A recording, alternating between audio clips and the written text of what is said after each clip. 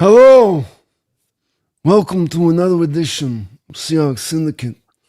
I am your host, Brandon. No, I'm kidding. Of course, this is Brandon, Bryce, Mookie. Got my man Dan Vien's in the house, all collecting up as we do in our area here twice a month. And this is only to be in the look in the future to hopefully get this going even more to you guys. You guys have been watching. You guys have been asking for more. We've been saying, all right, we got you. And we're back again here with the biggest game on deck and most exciting time of the year right now. And I'm very happy to welcome back all my boys back in the house here. How we feeling, guys? I don't know. It's a game. It's whatever. Just another game of season. Biggest Thursday night football game ever. Remember early in the early days of Thursday night football when these things were always dogs? It just didn't. First of all, they would just put bad games on the schedule. And then even when they tried to mix it up and make the games better, they just always ended up being dogs. It's not the case anymore. And tomorrow night, first time ever that two teams with 11 wins facing off on Thursday night should be a good one. Yeah. I'm oddly calm about this game because Seattle needs a million things to happen for them to miss the playoffs. So, like, had they lost this Colts game, there would have been a little bit of nervousness, but they would have still been in a very good playoff position. But it's like, if they lose this game, all right, the division's probably gone. But we can now focus on what do they need to do these last 2 weeks of the season to gear up for the wild card run and having to win likely three playoff games in a row on the road. But I mean, still want to beat the Rams. It's been too long with them losing to the Rams at their close to their best, because it didn't feel as satisfying in the 2022 season where they're beating John Wolford and Baker Mayfield there on a few weeks' notice. Or even last year, okay, you beat the Rams, you beat them with Garoppolo starting at quarterback. They're resting guys for the playoffs. So to get after McVay with Matthew Stafford starting, that's just been something I've been champing at the bit to see. And maybe if it happens, it'll be like the last time the Seahawks beat the Rams on a Thursday night back in 2019 when they were putting Paul Allen to the Ring of Honor, and Seattle had that unbelievable win at the end. Like it felt like winning the Super Bowl in a way when they conquered the Rams that day. And it's a major reason why they missed the playoffs, did the Rams. So yeah, I'm still stoked for this game. I just wish it wasn't on a short week because it does a disservice to both teams.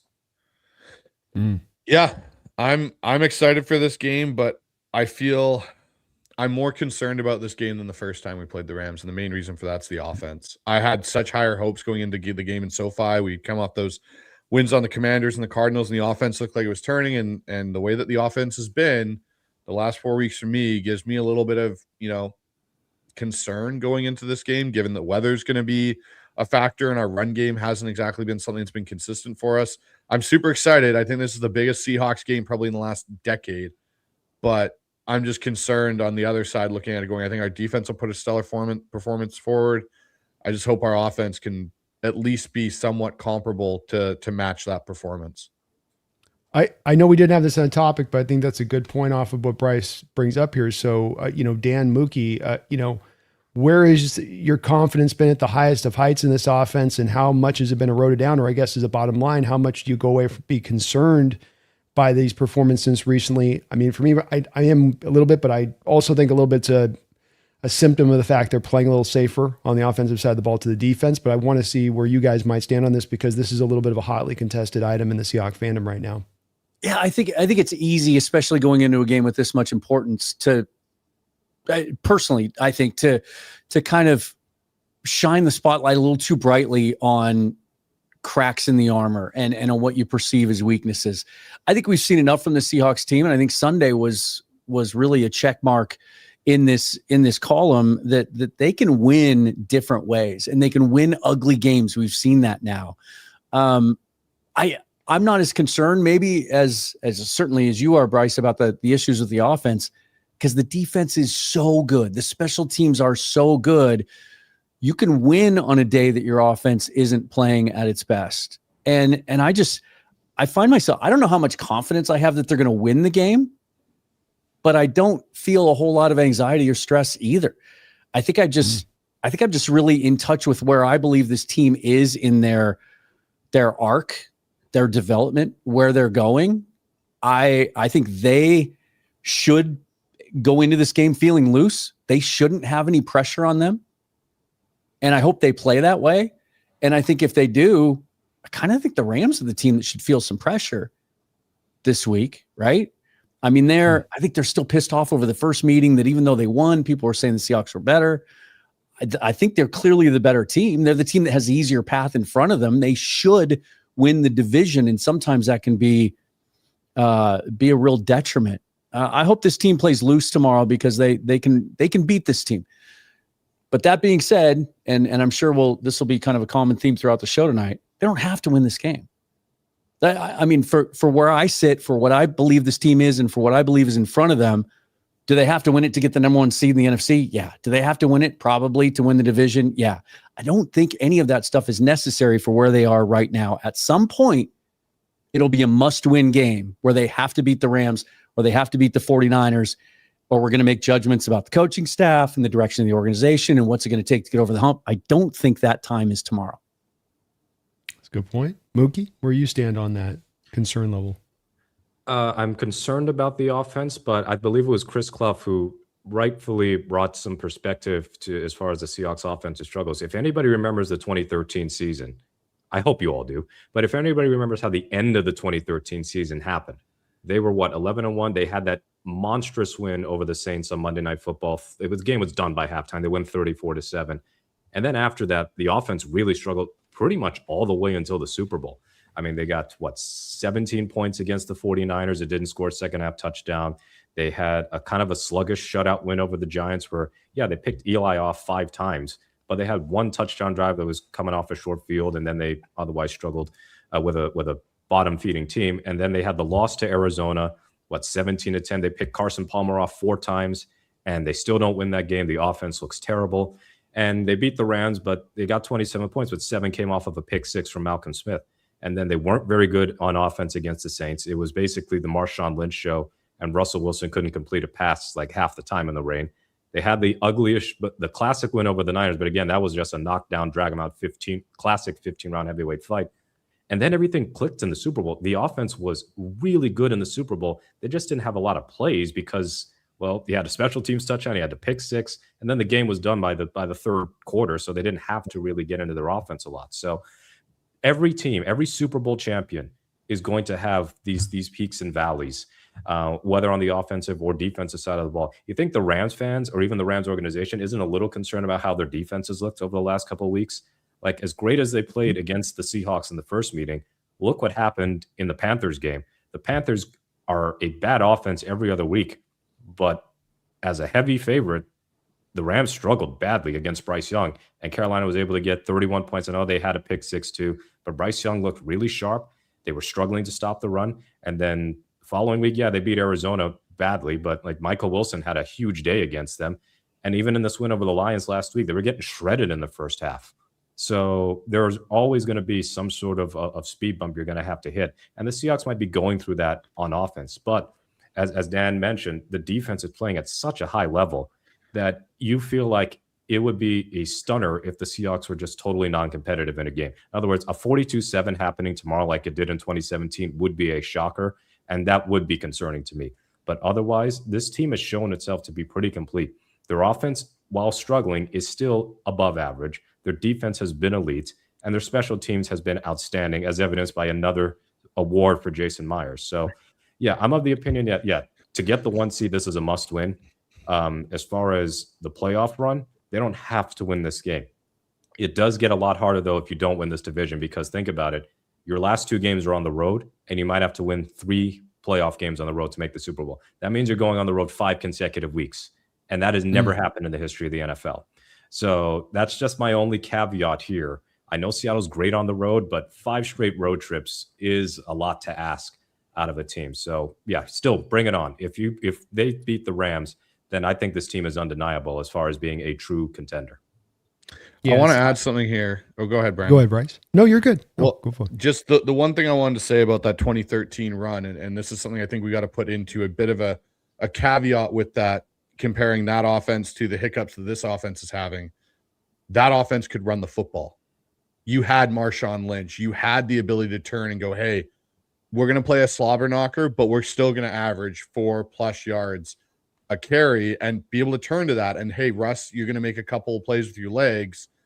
when I look at this Seahawks team, if the running game was more consistent and more of a viable thing you could legitimately turn to and be like, hey, we can rely on that to get us through some of those rough patches, I'd be more in that camp. But the way this offense functions and its, ability to bank on the explosive play and the passing game, to me, is not nearly as sustainable. And that's where my concern lies. If we had it the opposite way around where, hey, we need stuff, our passing game to catch up, like it was in 2013, I'm a little bit more on the less concerned side of the offense having troubles.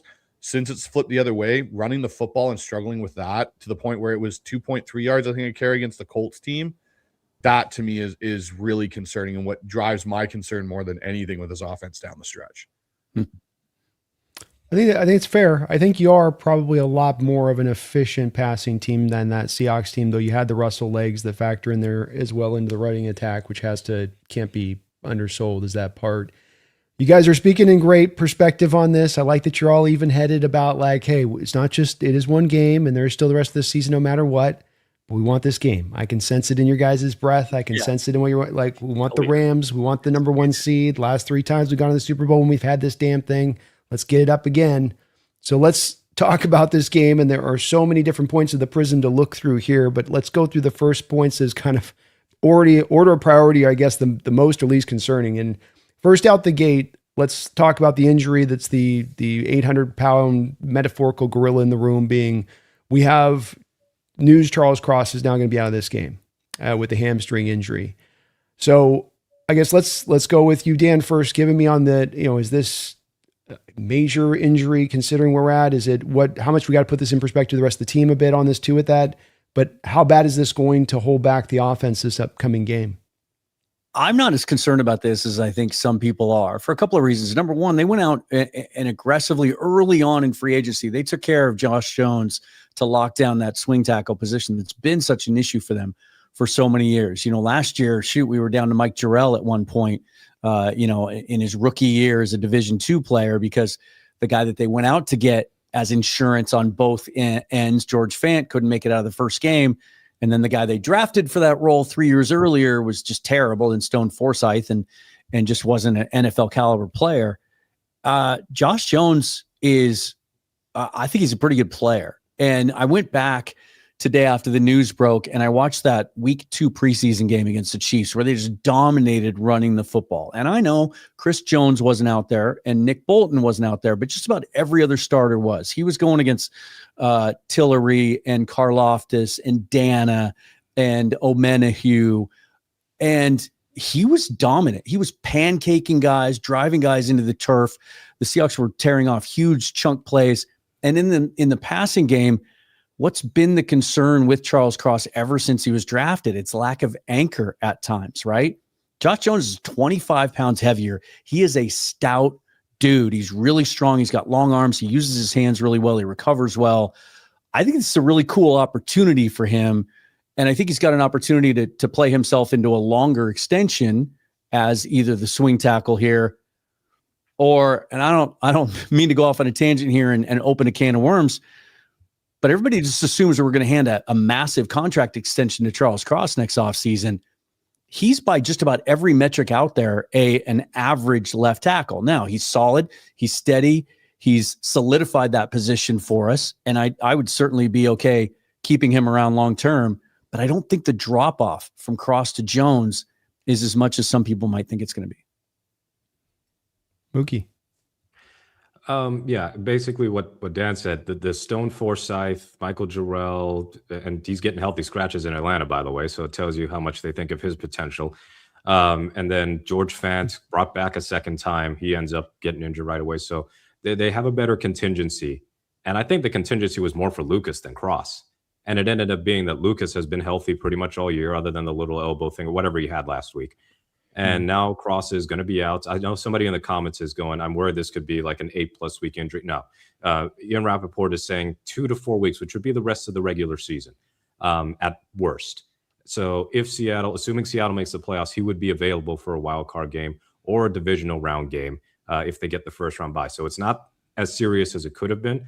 But yeah, Cross didn't tear anything up. So just be calm there. But Josh Jones is a competent swing tackle. And that's as to me, the best that you could ask for. And having to go back to that 2013 team, that offensive line was really injured throughout the year. They were the most expensive line in the league, mostly because Okung was on a contract that predated the current CBA. So his rookie deal is not like the rookie deals you see now. But you had Okung, Unger, Giacomini, Carpenter, and Sweezy. You didn't really have them for much of the year at the same time. So that's when you got to endure the Paul McQuiston, Michael Bowie, those types of backups. And that's why Wilson was getting sacked 7-8 times a game during that middle portion of the season. I don't think we're going to see that with Josh Jones. I think he's going to be closer to a competent tackle who doesn't need as much help compared to a tackle who might need a tight end or somebody to chip with them. And really, it's more concern for this game because Carolina's pass rush isn't good. San Francisco's pass rush, because Bosa's out and then Williams has been out and they're not coming back this year, they're struggling bad. It's this Rams game you're concerned about because of what Jared Verse can do, Byron Young. I don't know if Fisk will play, but even still, like that defensive front is lethal. And we know the games they love to run up front. That could be a problem for Seattle. But in terms of the other games coming up, I think they can live with Josh Jones being a backup tackle who has to start in a pinch. So, yeah, it sucks to lose Cross. And it sucks even more that because this game was so close, you couldn't just pull Cross and the starters out sooner and have them have to play game-winning field goal duty. But nevertheless, these things will happen. Seattle, in perspective, has been very fortunate to have so few injuries on this offensive line, such that this has been one of their best years of pass pro and forever. The run blocking has been a problem, sure, but as Dan mentioned, that preseason game, Josh Jones was definitely moving people around in that preseason game. And when we watched him at training camp, we noticed that Josh Jones was getting a lot of reps with the starting line while Cross was dealing with his hand. So, yeah, I'm feeling comfortable with Jones in at left tackle. And if things start to go a little bit south in the Rams game specifically, I trust or at least think that Kubiak would be smart to at least give him a little bit of help on that side. Well, let's go to this a little bit, Bryce, and pivoting based off of this discussion a little bit, because I'd like to get your perspective specifically on this. You and I were in alignment last time on the Rams game and that there was entirely too much chipping. You were running sometimes double chip, which was leading to 3 guys going into a 7-man secondary of the Rams, which is kind of hard to find many cracks of daylight to throw into from a passing perspective. I really find myself saying you got to trust up Jones a little bit on this thing. It's not like Verse's reputation doesn't quite catch on to what his production quite fits. And so I say avoid this, but I'd like to know, do you say no? You got to make sure he doesn't destroy you in this game and you got to accommodate those chips at a healthy level. Or as Mookie just intimated on, feel it out a little bit. And then if it does go bad, then start drawing the chips over to his side. Where do you stand on how you want to approach that? So it's kind of interesting for me. I'm not in the camp of, hey, we need to keep a guy in to help Jones out. Like he has to be able to be sustainable on his own at points. And the problem you've got in, I'd say the last 4 games since we had the 4 interception game versus the Rams and the last time we played them, is that's kind of been Seattle's, hey, if we're giving up pressure, we need to help. We need to keep guys in. Well, the problem is then you only have a certain amount of eligible receivers and guys that chip and then release. They're so laid out into the concepts that they don't really affect it much for coverage per se. I think if you're going to help Jones, slide, move the pocket, do different things that way than just resort to, hey, we're going to chip. If you slide your pocket and roll your quarterback out different directions, D linemen struggle with trying to get a pinpoint on where that quarterback is going to be and where that pocket is going to be set up. And to your point, then the more receivers you can get out into, the more you have actual options for Sam to get rid of the ball to. And like, I know, some people are in the chat saying, hey, Sam's got to let it rip. They can't be as, kind of hands-on with him as they've been. And I think that's what's kind of made Sam struggle a bit here is since that game with the Rams and the turnovers is, we're going to kind of tighten up the leash a little bit. Well, the problem is when you've tightened it, you've also taken away his options by keeping guys in, whether it's the tight ends, whether it's the running backs, even though they weren't really being used, but to an extent, and you put maybe only 3 guys or 2 guys out into a concept because you max protect. Well, 2 guys trying to get open versus 7 is not an easy thing to do. And now he holds onto the ball longer. Now those windows get that much tighter to throw into where he was the best tight window thrower earlier in the season. Mm-hmm. Part of that was you had more guys out in concepts and you trusted your O-line to pass pro. You got to get back to that. And as scary as that seems, I agree with you, Brandon. Jared Verse has this daunting, intimidating kind of persona about him but his production doesn't necessarily match it. He's a good player. I'm not taking that away from him, but it's not like he's Myles Garrett. And that's how we don't treat a player that's not Myles Garrett level as Myles Garrett. And so I think that's what Kubiak's got to do. Move your pocket, do different things than just, hey, we're going to chip and keep our tight ends in and only throw 2 or 3 guys out into a concept. I'm glad to hear you're in the kind of the same boat with it. And I think just to put a button on this cross discussion, we've got to feel pretty darn good about the fact that you get to this point of the season and you're looking on both sides of the ball from an injury front. This is what are really one major injury aside from Arroyo and McIntosh that you could look at. And then the defensive side of the ball, you have pretty much everybody back in tow at this point in time. It's as much an all hands on deck situation as you could ask for this deep into the season. And I think you look even the Rams, they've got their Quinn Lake over here, Havestein down. I know McClendon's played well for them, but you can go to them. They've had their own share of it. Devontae Adams being out in this game. You made an argument that that's more harmful to them than the cross injury is to us, couldn't you? Sure. Yeah. And I agree on the verse thing. I was just catching up on some stats today. He's not even in the top 20 in next gen stats pass rush win rate. That shocked me, but the way I kind of think about Verse is he's sort of the mirror image or the opposite of Anthony Bradford. It's like the underside of the pillow to Anthony Bradford. Bradford, people the cold side of the pillow. People take his bad reps, the 4 or 5 of them a game, and they put him out there. And so there's a perception that he's like that on every snap. Well, Jared Verse, he has 3 or 4 reps a game where he's just violent, right? And he's just dominating guys and knocking tackles back or whatever. And then the rest of the game, sometimes you're watching Rams games and you're like, is Verse playing today? Like he kind of disappears, right? And so I do think that there's a disconnect there between the perception of what he is and the actual production you're getting from him. Byron Young's the same way. He's not on that list either. They're both really good run defenders, and they show up in the top 20 in that list, but not rushing the passer. And that team, they've given up almost 300 yards passing a game in their last 3 games. I mean, they're stopping the run, but they've been vulnerable against the pass. Maybe that's how we can attack them, which just has all sorts of layers of irony and contradiction to it because of what happened with Sam in the last game, and then the fact that there's going to be like gusty winds up to 20 miles an hour wreaking havoc with the passing game. Well, that's the part we got to get into here next, because I think that's a big part of this. But absent the winds a blowing, like we're out there in the open waters and the storms a flying, I think you got to lean into passing here because it's what you've done best. And we've tried to run our head in the wall games of, we got to run. We got to stay committed to it, man. Just got to stay committed to it, man. We're getting into down and distance situations, and then people start going, why aren't we having better drives? And you go, well, we end up in 3rd and 8, 3rd and 9s. Looking at the data again here today or yesterday, awful team. We get into 3rd and 7 and longer. We've got to find a way out there. And I think this is where we can meld this, because it's the old throw the ball out into the back out in space, and maybe it's only going to get to 3 yards. But that's better than what we're getting out of the ground game consistently right now. So that's a win. If it's just that out to Charbonnet or Walker on some route, especially because it starts to make the defense play a little bit more honest rather than sinking back into coverage. Bryce, you're nodding your head. Let me start with you. You feeling that?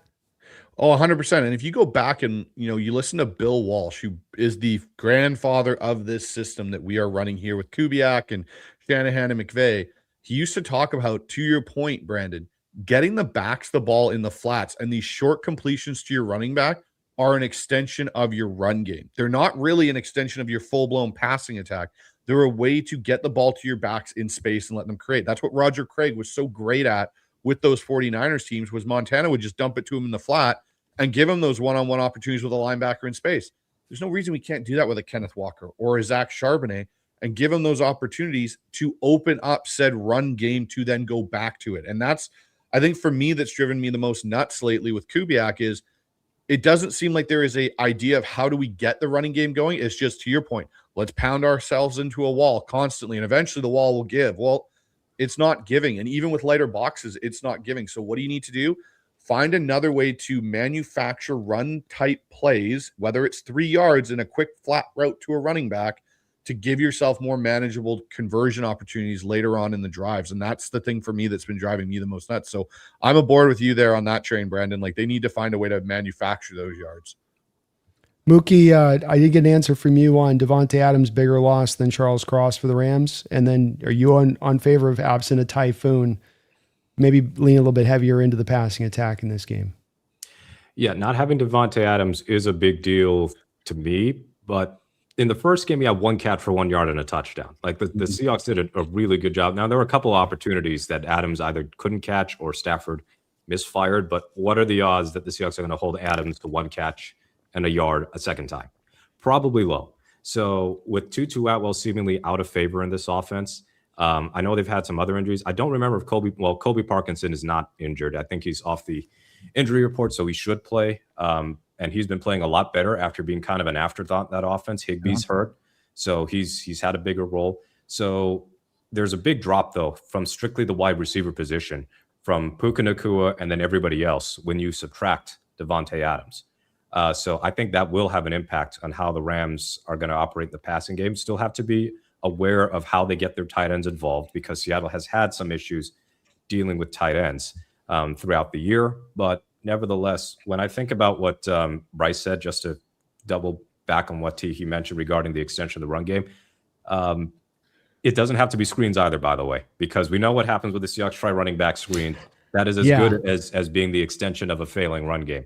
In fact, avoid that. Yes, a simple check down, a throw out to the flat, that's totally fine. But another way to look at screen passes and extension of the run game without it being to the running backs, remember in the Colts game, JSN had 2 catches where the Colts were in off coverage, so there's yards of space. Just throw a quick out to him. If you even have one blocker, you're going to get at least 5 yards. That's a successful play to me. I think his first catch against the Vikings was the same thing. A quick out, nearly jumped by Andrew Van Ginkel, but that's pretty much all he does when he's at the line of scrimmage. He's either sacking the quarterback or trying to jump a screen. But it was just a quick pass to JSN in space, get him out there. Cooper Kupp killed Seattle for years on those like tunnel screen plays where he can catch the ball and make a little room in space. I don't understand why Seattle hasn't even tried to do that this year. Like, Kupp can still break tackles. He might not be a guy who's winning in man coverage often anymore, but he can still make people miss in the open field. They can still fall forward for first down. So I think that's a way to get the ball out of Darnold's hands quickly, too, is if the Rams are going to play a little far off, like get the ball out to your receivers as fast as possible and let them do some work after the catch. Seattle, I think, has got some guys who are capable with yards after the catch. So we'll see what happens. They're going to have to kill this jet sweep stuff to Shaheed because teams are on it, are onto it. I rolled my eyes when it happened in the Colts game. But nevertheless, this run game is not working. And even though I want it to work, sometimes you got to cut your losses. And they cannot also continue to try and establish the running game early in order to set up play action. It was malpractice to throw one play action pass in the first half of the Colts game. And I know it was dropped by JSN, but still, the fact that it was just one, they are not equipped to have a struggling run game and be in primarily straight drop back. Like it's not going to work. They're fine in hurry up tempo offenses with straight drop back, but when it's in the flow of the game, they don't really have answers. And another thing for Kubiak, a first down incompletion should not scare you into I have to run the ball on 2nd and 10. I think Darnold's sack rate is pretty low on early downs. So if you see 2nd and 10, come up with an easy play. If you don't want to get it all on 2nd and 10, fine. Just do something that is more than 2 yards in a cloud of dust because you're inviting 3rd and long. And I hate to say it, but this is kind of the issue we had with Brian Schottenheimer in that infamous playoff game against the Dallas Cowboys, where, wow, we're running into this brick wall, and every time we throw the ball, it actually works. So I don't want to have this be kind of a repeat thing with Kubiak where they're getting behind the sticks and they can't get out of it. It made sense early in the season to develop this, Dan, but teams like Niners that have got an outside zone run offense with their offense and Mac Jones in there is giving you a bit of a blueprint to my eyes. You run that exact style of offense. You could kind of apply similar stuff. Are you feeling what the boys are feeling here in this approach? I am, and I hope the team does, because we heard about this all the way back to when we were all together in training camp, and we kept hearing Clint Kubiak talk about, we're going to find out what we're good at, and then we're going to lean into that. Well, I think the days of trying to figure out what you're good at are over. And now you have a legitimate chance to win a division, maybe even get the number 1 seed, make a deep playoff run. Just take that part of your playbook that's not working, that part of your call sheet, and just throw it out, right? And do what you do best. And what they do best is quick passing game, Sam getting the ball out of his hands quickly, getting it to Shaheed now. It looks like he's developing some chemistry there. Get it to JSN, get those tight ends involved. And, gosh, Bryce and I think, text about this on almost a daily basis. Like, get Sam on the move and get the ball to the running backs more. Charbonnet and Walker still are on pace to combine for fewer catches in the passing game this year than Alvin Kamara had in New Orleans under Clint Kubiak by himself last year. And Kamara missed 3 or 4 games. So for whatever reason, it's not something that's followed Kubiak in his career. He's used running backs in the passing game. I can only imagine that the main reason that it's not happening here is what you guys touched on earlier, that they've been forced to keep those guys in a little longer than normal, and they're slower to get out into their hot routes and into their flats because they've had to help in pass protection. I'd like to see them just come out again, play free and easy, play confident, have a good game plan, and go to the quick game and get the ball out of Sam's hands quickly and move him around. And you know what? If I'm Clint Kubiak too, or Andrew Janocko, before kickoff tomorrow, I'm whispering in his ear, if you see daylight, run. This is that game. If you see daylight, just run. Yeah. Understandable week 8. You want to protect your body. You're like, I'm going to take that hit. That's going to hurt me for the next 4 weeks. And okay, brother, we're down the home stretch. Okay. So now's the time we lay it on the line a bit. Don't be scared to run. You've got to run. He's got to use his legs a little bit more because this offense needs every little kind of a little cobblestone you can put in the road here to get this thing down the street. You've got to stick it in there right now. And this is one of those things that has not been utilized as much by him. So Dan, to the heart of what you're saying, I come out of this and I tell you, okay, Dan, that's one thing to have that big talk, big man. You're going to want to throw the ball before. What if it means 38 passing attempts in this game? What if it means a 63% pass to run rate? He threw it 44 in the first one, right?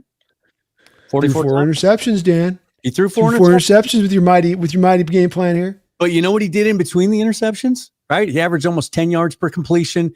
And at the end of the game, he made some adjustments. He took him on 2 long drives, one for a touchdown and one for what would have been a game-winning field goal. Like, he has that ability to be a goldfish. He has that ability to shake things off.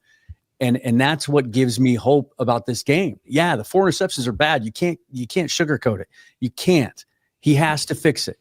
And there's still a concern that maybe he's not playing as free and easy and as aggressively as he was before, to Bryce's point about the Ben Solak thing today with the tight window throws.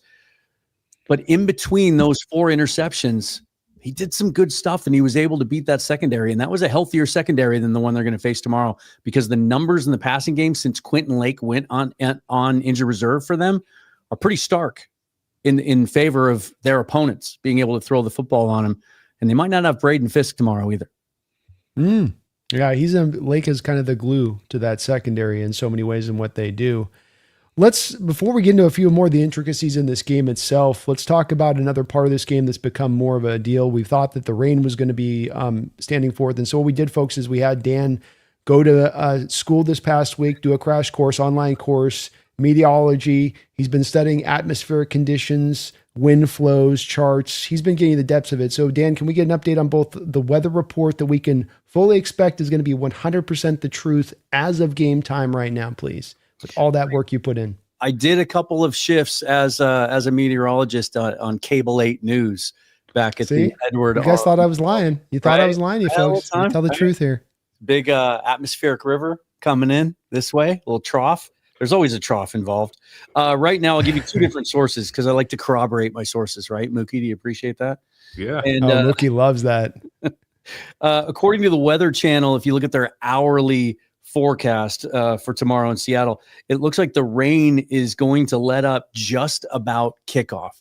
And so there may still be some precipitation during the game, but it should be of the lighter variety. It's the wind that's going to cause the major issues. Looks like 15 to 20 miles an hour out of the south-southwest, gusts up to 30 miles an hour. It's even more interesting if you look at the Apple weather map. They show it as a line graph, and you can see the rain throughout the day, and then it just drops off at 5 o'clock. So a driving rainstorm, which is what I think a lot of us were concerned about with the forecast on Monday, because that is what the forecast was, that this third wave of the Pineapple Express that the Northwest is dealing with right now was going to extend through Thursday. That's changed throughout the week. It feels like there is going to be a little bit of a reprieve tomorrow. It's going to be more about wind and less about the rain. Bryce, what is a game?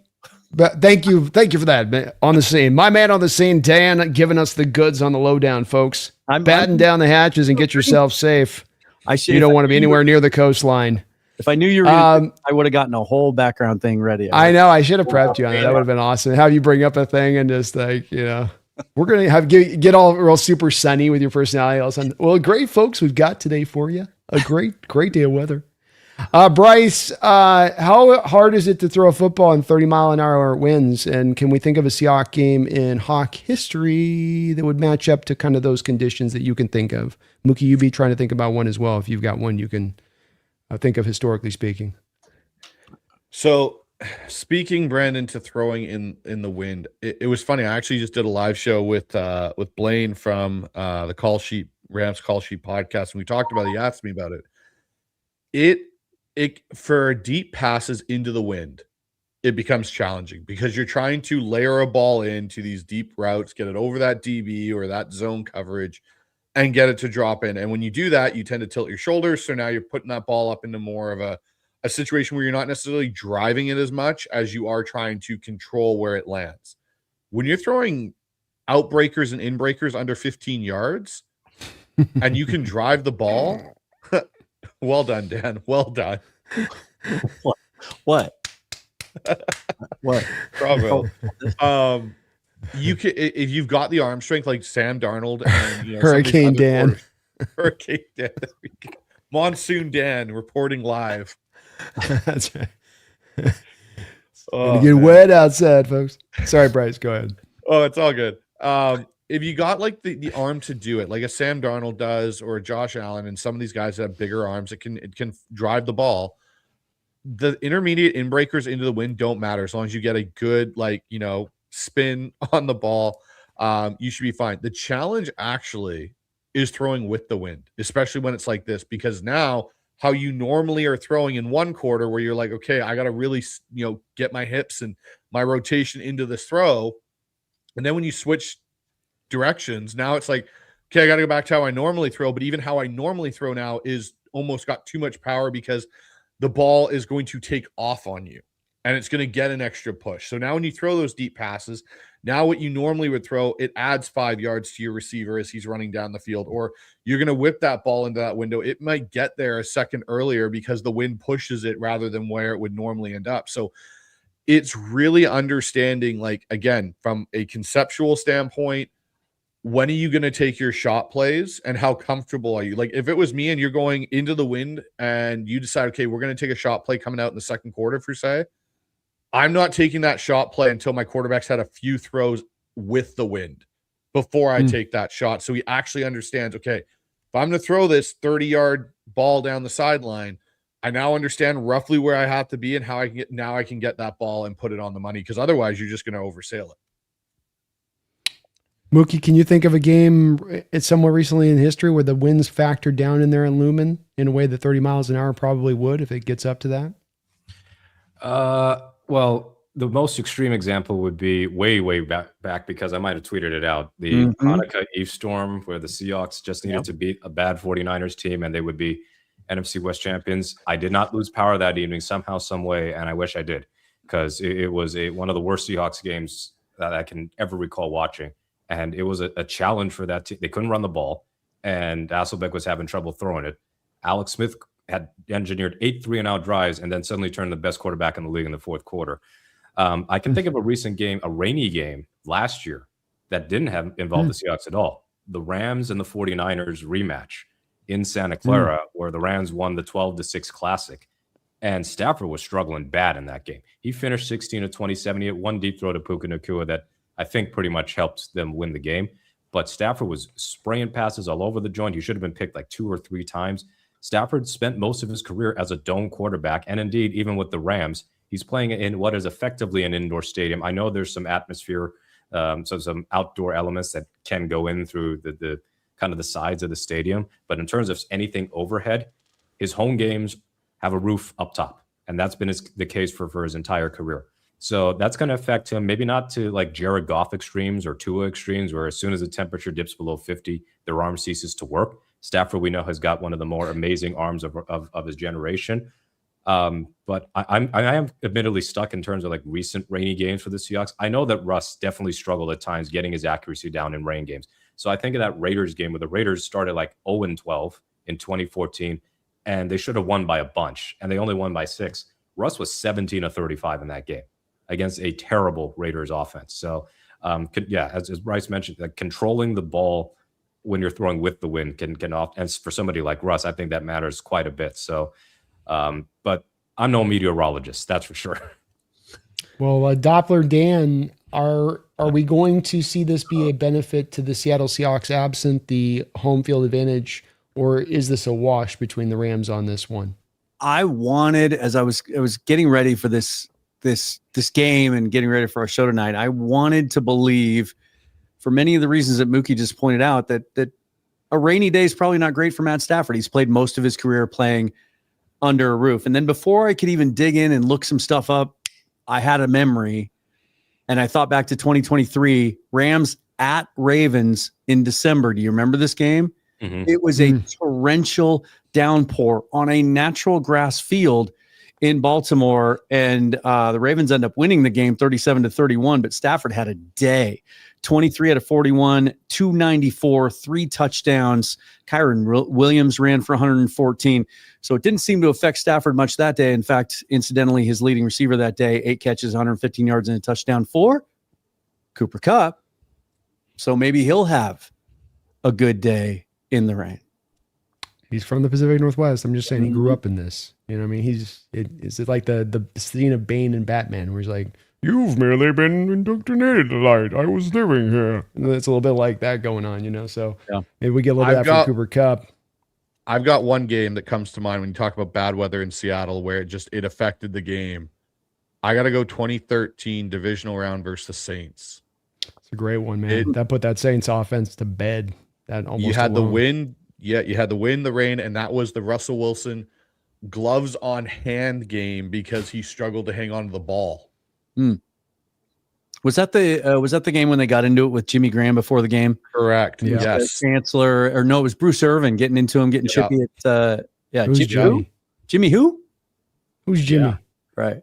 Yeah, that was the game I'm talking about. But that was the one where like the flag poles that run down into the stadium were like having the flags almost ripped off of them. It was whipping through there so hard. I was at that game that Mookie referenced, the 49er game back in what year did you say that was? Was that 2011? 2006. And it was as hard a rain as I've ever experienced. I remember I parked in one of those exposed parking lots, like a local business that rents out their lot, right? And so it was like this 2006. You had to pay with actual money. And so I'm rolling down the window to give the parking attendant my $25 or whatever it was back then. And it was like the parking attendant had a fire hose in his hand and was just shooting it into my car. Like I couldn't hand him the money. The money probably wasn't even any good. It was probably just disintegrated by the time he wrapped his fingers around it. And I couldn't even get the window rolled up fast enough. And then my car, I was just soaked. That was crazy. That was insane. I'll never forget that one. I can occasionally go crazy like that.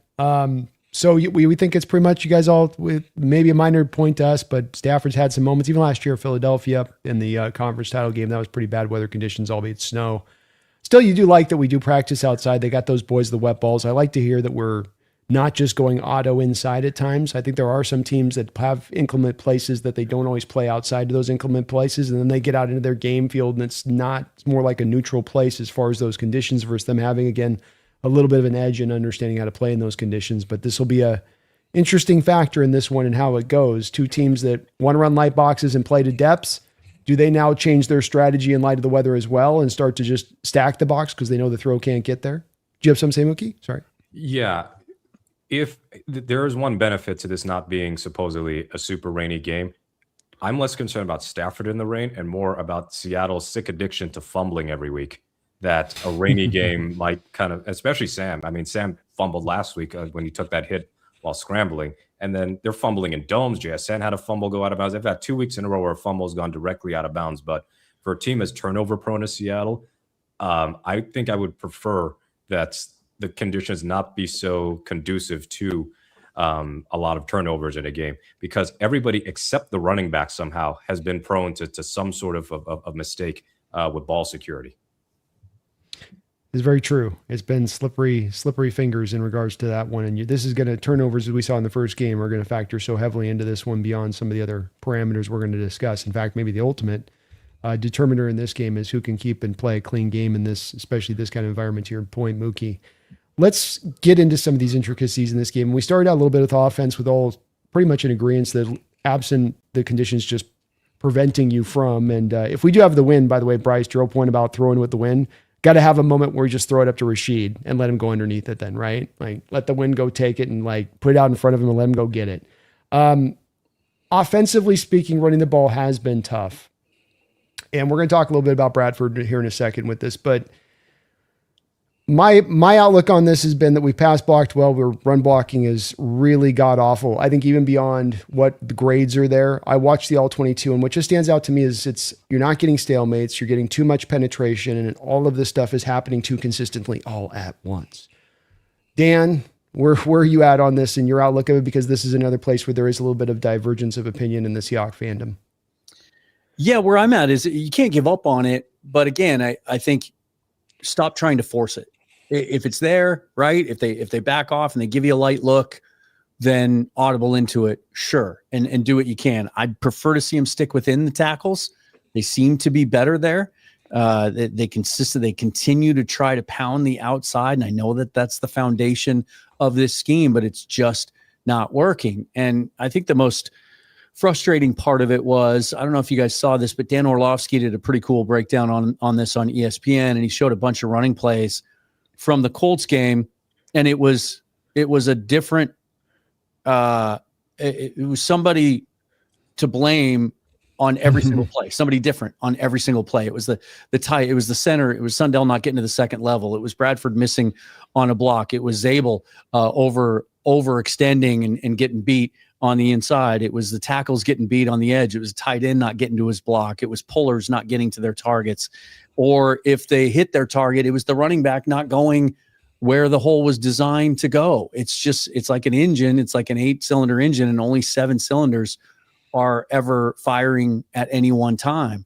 And that tells me that that's probably not going to get fixed this year. It's probably not all just going to click, like we were hoping that it would. It was frustrating. The funny part was that in between all of that, he kept talking like he only showed like 1 rep of Bradford missing on a block, but in between all the other plays he was showing, he'd be like, and here you see Sundell doesn't get to the second level. And boy, they got a problem at right guard. And here the tight end didn't get to this guy, but man, they've got a problem at right guard. I know. He kept weaving that into his narrative, but he's seen the memes. I just kept thinking, and to their credit, that's exactly what Mike McDonald's been telling us all year. It's just a little thing here, it's a little thing there. We're confident it's going to get dialed in at some point. I think week 16, not that you give up on it, but maybe you just admit what you are and what you aren't, and you game plan accordingly. Mookie, is this a more offensive line problem in the run game, more scheme problem, or is it more running back problem if you got to dish out the majority of the blame to the issue as Dan just laid out? I think a good chunk of it is the offensive line. And this isn't to say, oh, people got to be replaced. Like, there's only one position right now where I'm pretty sure there might be somebody new starting next year. Otherwise, most people would think that Cross will start at left tackle and Lucas at right tackle, and then Zabel is your left guard for the present and the future. Center is admittedly kind of up in the air, but there doesn't have to be wholesale changes to this offensive line. But if I could add, it's more than just the offensive line in terms of blocking. Like, the tight ends have not been doing a great job either. Yes. Particularly AJ Barner. And Barner was supposed to be in this league primarily as a guy who's great as a blocking tight end, but he's had some ugly reps. Sauber just got back. I mean, Callerup has had some good moments as a run blocker, but he's had some missed assignments. They're just not pushing people backward enough. And when they run as many toss plays as they do, if they're not getting out in space in time, that's already a problem. But if they're not winning their blocks and they're not getting out in time to drive people forward, or at least lock them up, then you're guaranteed to have a loss on the play. And I think they're running too many toss plays for their own good. The running back situation, I think they're going to be changing some things at running back next year. Charbonnet should not be a lock to be on this roster next year, even though he's got a year left on his deal.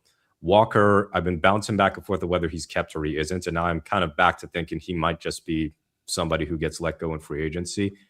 I know I'm kind of leaning toward a lot of my personal biases here. This team, if you put this team as it is but had prime Chris Carson on it, I think the running game would be a little bit better because Carson presents a different style. He's not going to freelance like Walker can. He won't chop his feet at the line as much as Charbonnet does, and he's more powerful than both of them. So I think that Chris Carson could actually be a more effective back, even with some of the run blocking issues in this offense than what we've seen out of K9 and Charbonnet. But those two have been victims of a lot of shoddy blocking where what do you expect them to do if there's a guy right in their face, right at the line of scrimmage as soon as the ball is handed off to them? So it is frustrating that we're going through this year after year after year. It's funny that the last time they had a truly good week-to-week rushing attack was maybe the last 6 weeks of the 2021 season when Rashad Penny started to figure things out. And then the last time you could say they were a season-long, consistently good running team was either 2018 or the 2019 team. And I think 2019 was Carson's last fully, completely healthy year up until all hell broke loose. And then he gets injured, Penny gets injured, Procise gets injured, and then you have to bring back Marshawn. So, the running game at this point is what it is. I'm not saying that they need to be extremely pass heavy, but if they're going to be this run heavy, they need to pick their battles better in terms of what type of plays they're running. And I agree with Dan. They need to run inside more than they are running outside because it just seems like they're not getting outside fast enough for those plays to be effective. Well, this is where we push it off the back of what you're saying to that, because I agree with you on that, Mookie, about the inside nature. And there's a little bit of kind of cut your losses to this approach to me on this, where we come back to positive yardage is the good thing here. Can't have the negative yards. And boy, 3 yards just looks like gold at this point. So, Bryce, we've got a conundrum coming into this game. Achilleo Witherspoon's probably going to be back and active out there for the Rams in this one. That man does not want to tackle. Emmanuel Forbes, the Rams fans has quickly learned with him, is a man that does not want to tackle. So we've the conundrum where these gentlemen made two very good points about the fact that, hey, let's run a bunch of duo and get downhill, brother. You know what I mean? Like, let's just let's make it all dirty and just give me the double team and just slam that running back right behind them. But you have the places where you want to maybe isolate out there on those edges with those guys and making them tackle. So, do you say, do we just lean on into the runs on inside all the way here? Do we have to try to test that stuff out on the edges? Do maybe test that stuff on the edges with those outlet passes? I think it's a bit of both. If you're going to run this, I think you have to go with what works, which is inside zone has kind of been what's been better for this team, honestly, and running some duo. And even, when we do run counter, it does seem to work, or even a split zone where a tight end goes across, kind of get into that area. But at the same token, like, I would be running bubbles and I would be running quick receiver screens and stuff and making these guys tackle in open space and get it outside to the perimeter. You kind of have to do both to survive, to manufacture, to your point, Brandon, these 3-yard gains that look like gold. You can't just be like, okay, we're outside zone and we're not going anywhere with it, because having watched the film, this offensive line doesn't seem to be built for outside zone because their interior outside of Zabel just can't get there. Like, outside zone, your linemen have to all be comfortable playing in space and understand where teams are going based on the angles they're going to have to take from their spots. And it just breaks. Like, you can literally watch the line. It should be moving kind of as a group, like a mob, to a certain direction. And that's how you open up some of these backside cutbacks. And our group doesn't. It like, it starts going and then it just like falls apart like wet paper. And then there's a guy right in the backfield as our running backs are 3 yards from the line of scrimmage and they're having to make a miss. So you got to kind of get downhill and then get outside. To me, this is very reminiscent. Like, this running game and this trying to run the ball and make it work reminds me a lot of 2007 with the Seahawks, where Sean Alexander started to really struggle and they couldn't really manufacture the run game. And that's when Mike Holmgren decided, okay, we're going to turn this over to Matt and we're going to start using Maurice Morris more out of the backfield and we're going to get him involved in the run game.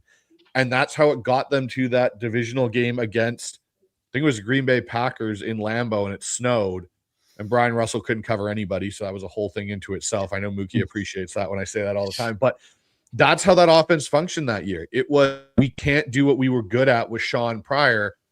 Mike went, we've got to try and manufacture a run game. And then all of a sudden shotgun became a thing.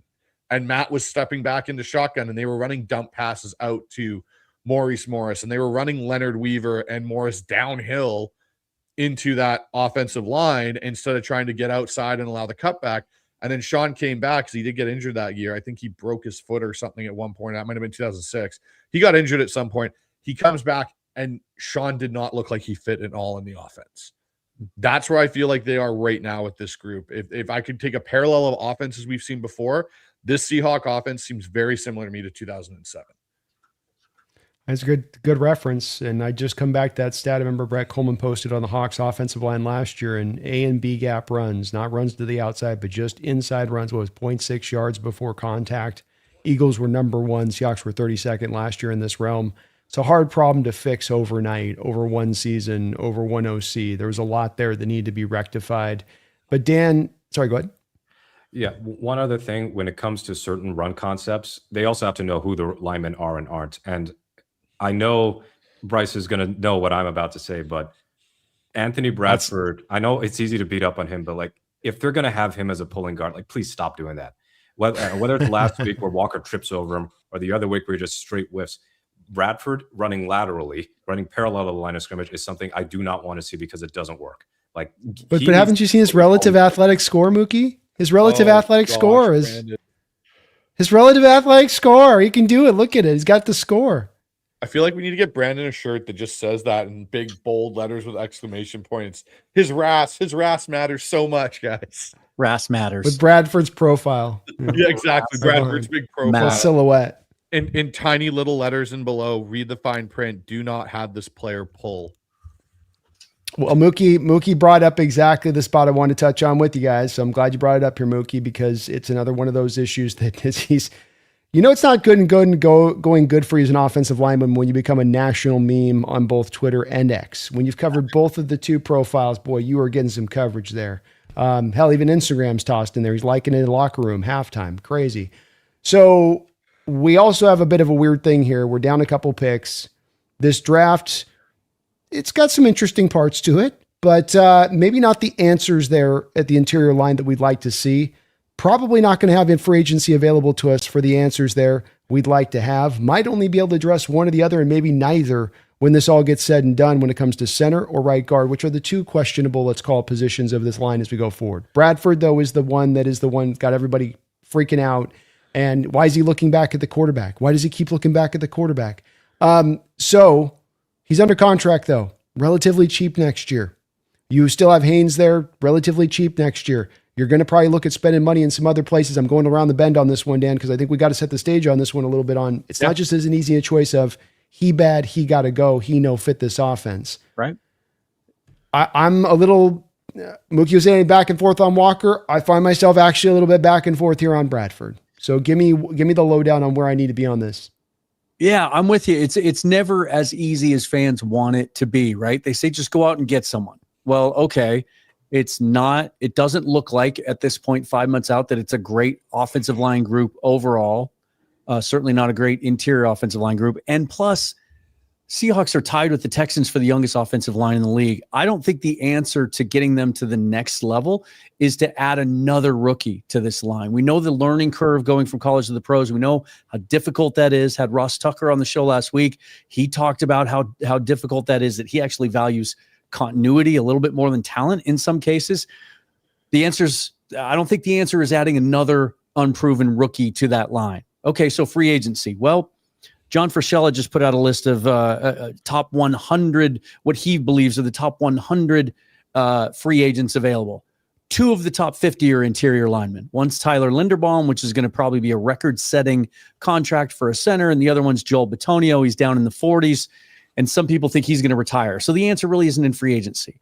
The trade route. Maybe they check back in. They re-engage the Saints about Cesar Ruiz, who played for Kubiak, obviously. Saints need to clear some cap space. They need to acquire picks and commit to a full rebuild. I don't know if they'll be willing to trade him because there's the problem. Good offensive linemen don't get traded because they're hard to find and teams don't want to give up on them. So I think it all depends on what happens in March next year. If they go out and I'd be an advocate for this, and I would argue that you can make it work financially and still get the other things done that you want to. If the Ravens are dumb enough to let Linderbaum to get to free agency, I'm going all in on that guy. That's a transformative player. If you did something like that, you put Tyler Linderbaum at center with Zabel on his side, and you keep the tackles the same. Anthony Bradford's a better player, but between Tyler Linderbaum and Abe Lucas than he is now. Maybe he is still the incumbent. Maybe Bryce Cable dude's ready. Maybe another guy on the roster. my point is just that the answers aren't easy and they're not simple. And I think the biggest improvement from this year to next year is going to be continuity. I had someone tell me yesterday on my show that what they needed to do this offseason was get rid of the center, the right guard, and the right tackle and get all new players there. What are we doing? Yeah. Then we're back to square one. This is the revolving door that we've been dealing with and the carousel we've been on for the last 10 years. Pick one really, really good upgrade at right guard or center, and I think that line takes another jump. Just having another year with Kubiak and Dennison and Benton and all those guys and having them all play together. Mookie, I saw the pitchfork and torch out as you were talking about Bradford a second ago. So, you've had success over these past couple of years with the change of draft strategy from John Schneider, committing to actually taking offensive linemen to a healthy degree in day 1 and day 2 of the draft. Do you say, hey, I know Haynes, look, let's not run him over the ground too hard for Haynes. 3 out of 4 is pretty nice for day 2 picks, inside of day 2 picks overall, especially the hit rate on the other guys. So do you say stay in this road, or is it try to find the aggressive trade, or does it roll with Bradford another year? Give me your perspective on that one. Yeah, it's an odd situation because, as mentioned, it's hard to find good interior alignment in free agency, let alone getting a trade. So, like the fact that the Bears got Joe Thuney, and that ended up being great for them, but they obviously had the cap space and they had to pay a pretty penny to get him in terms of the extension they gave him, I believe, not so much the draft capital. Seattle doesn't have the draft capital right now, I think, to make a big swing, and nor should they. I mean, as far as making a big swing for an interior offensive lineman using a first-round pick, for example, I'd be shocked if they did that. But in terms of who's available, you really Cesar Ruiz is kind of it in terms of like the realistic side. I don't think that they're going to go like for Joel Bitonio. Bitonio could retire, and being in Cleveland that long and not winning, I think, can beat you down a lot. And then who mentioned Tyler Linderbaum? If they get a home run at center, I mean, that might kind of change things a bit, because at least that's one position where you go, Sundell and Olu, you've done a good enough job, but the answer is neither. And then you go for somebody who's demonstrably better. But otherwise, if you take a guard early in the draft, let's say the first couple of rounds, you're still kind of restarting and hoping you get another Zabel where they look good plug and play right off the bat. And that's just not normal. Offensive line development is something that takes quite a bit of time. Anthony Bradford, I think, is better than he was in his rookie year, while still not being really good enough to be a guy who's anything other than a weak link in your offensive line. Now, with all that said, multiple coaching staffs have seen him play and decided they are not going to bench him for somebody else. All the calling for Christian Haynes has not been able to win the job over him. And all the calling for him to start Sundell over Bradford, that hasn't been a thing, at least not to this point. So is Bradford a lock for this roster next year? I don't think so. But in terms of the replacement, the odds that the replacement is going to be an immediate upgrade would have to lie in them getting a more established guy, either as a free agent, because of course there will be cap casualties and other things that happen where the free agency market will change, or in the trade market, of which we don't know what the trade market will look like in a few months. But in terms of drafting guys, sure, I think they'll draft another person along the offensive line, but early, I don't expect it. I know Bryce has mentioned before that Cabo Do is somebody they're high on, but ultimately he's only played a handful of snaps in his career. So this is kind of one of those things where I would rather the team move on from Bradford, but I also know it's not like there's going to be a magic fix that is obvious right now, both for this year in terms of saying, okay, just play Haynes or Sundell, and then in the years to come, is it going to be this hot shot rookie? Is it going to be somebody on the roster right now? Is it going to be a splash trade or a free agent signing? And can I just add one more thing too? Because I think it's a very popular sentiment. And so I just want to address it, because a lot of fans just think the answer is to go out and draft another guard or another center in the first round. Okay. Well, we know we're going to be drafting at the end of the first round. If you're one of those people, do yourself a favor and just spend some time online looking at the last 7 or 8 drafts in the first round and look at interior offensive linemen. And if you want to get really specific, look at interior offensive linemen drafted between 20 and 32. The bust rate is almost as high as the bust rate for quarterbacks in the first round. Like, there are a ton of guards and centers that have been drafted in the first round that don't finish their rookie contract on the with the team that drafted them and are kicked to the curb. It's a very, very difficult jump to make, and the hit rate is not good. partially because I'm sure, as Bryce will tell with you, in addition to your point, these guys aren't being trained up at that level. It's a lot of guesswork, right? In regards to that, to your point with this, Dan, as to how hard it's to look at these guys and go, he'll project to this, and I know that. And I think he'll project to this.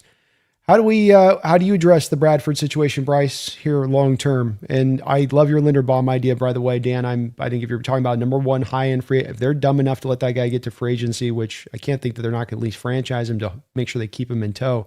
But they're also running into some cap stuff there. They've got some guys they paid too. I'm all over that. But absent that, Bryce, what's your approach to the situation? Well, I'm going to be honest. Like, I think you have to potentially bring this guard group back as it currently stands and see if you can upgrade, because you say you get rid of Bradford, right? And I do believe Bradford, you should upgrade off of him, but it's easier said than done. Like, it's not like, oh, hey, look, there's the chest with all the interior linemen. Let's go pick the one that fits our scheme the best. Like, guys coming out of college, a lot of them don't run this scheme of offense in a run game because it's a very much a pro style, especially the under center. It's different. Like, you can run zone in college and it's out of gun. Well, the timing and everything is completely different from gun to under center, right? The ball is instantly in your quarterback's hands. Your running back's target tracks are different. Everything's different, even for linemen to an extent. And so that's where I think you're seeing the underdevelopment of offensive line play from college, and then these guys struggling. That's why, like, if you're going to go get offensive linemen, you're going to an Iowa, you're going to a Wisconsin, you're going to a lot of these Big Ten schools where they still run some of the under center concepts and stuff. And that's why the Big Ten's always been looked at like kind of the lineman schools to go pick your guys out of, but they're still not producing enough guys for teams to go and get, players out of. And I don't think it's add another rookie. I don't think it's put another top round pick into a rookie and be like, okay, cool. So the entirety of our interior offensive line has less than 5 years starting in the NFL. Your continuity is your biggest factor. Like, continuity is the biggest thing. So having Zabel and Cross together for another year is going to be huge. You're going to probably have a different right guard, but I would bring Bradford back. I'm kind of where you are right now, Brandon, where like I'm off Bradford one week and then I'm back on Bradford another. And I don't know, unless you go out and make a trade for a significant upgrade that you can prove is an upgrade, does it make sense just to jettison him because, he has bad reps here and there, and yeah, they look horrible. I don't disagree, but there's not an easy solution to this question. I'll put it that way. This is one of those ones where we're all sitting there and we're writing on the glass with the white markers, trying to figure out how X over 2 divided by Y over 3 equals we have a starting right guard. That's a beautiful mind meme, Exactly, right? That's exactly what it is right there. We're trying to figure it out. Like, it's not an easy solution. It is. And it's not going to get better. NIL makes it worse. The transfer portal makes it worse. These 5-star offensive linemen get paid to go to one school, and those guys transfer as much as anyone. So you're getting different coaching, different technique points. And, the answer isn't, Bryce mentioned Iowa, right? And so I've had so many people tell me, and I've looked into him myself, and I've done some mock drafts where I take him, and that's Jennings Dunker out of Iowa. Yeah. He just looks the part. And he's played for Kirk Ferentz, and Kirk Ferentz is the pioneer of the wide zone. I don't think he gets enough credit for that. And so wouldn't that be a plug and play guy? Well, Mason Richmond started for 4 years for Iowa and isn't even ready to be active on game days. And I know that they're shifting him from tackle to guard, but you see my point? Like, that's a guy who did have continuity, stayed at one school for the entire time, played for the godfather of this scheme, and still can't get on the field. There's no guarantee that a guy like Dunker is going to be able to contribute to the level of which we've seen Gray Zabel contribute as a rookie. You might have had me with everybody else. I don't know Dunker though. He's way more athletic than Richmond by about the red mullet is pretty country hard mile. to deny. Yeah.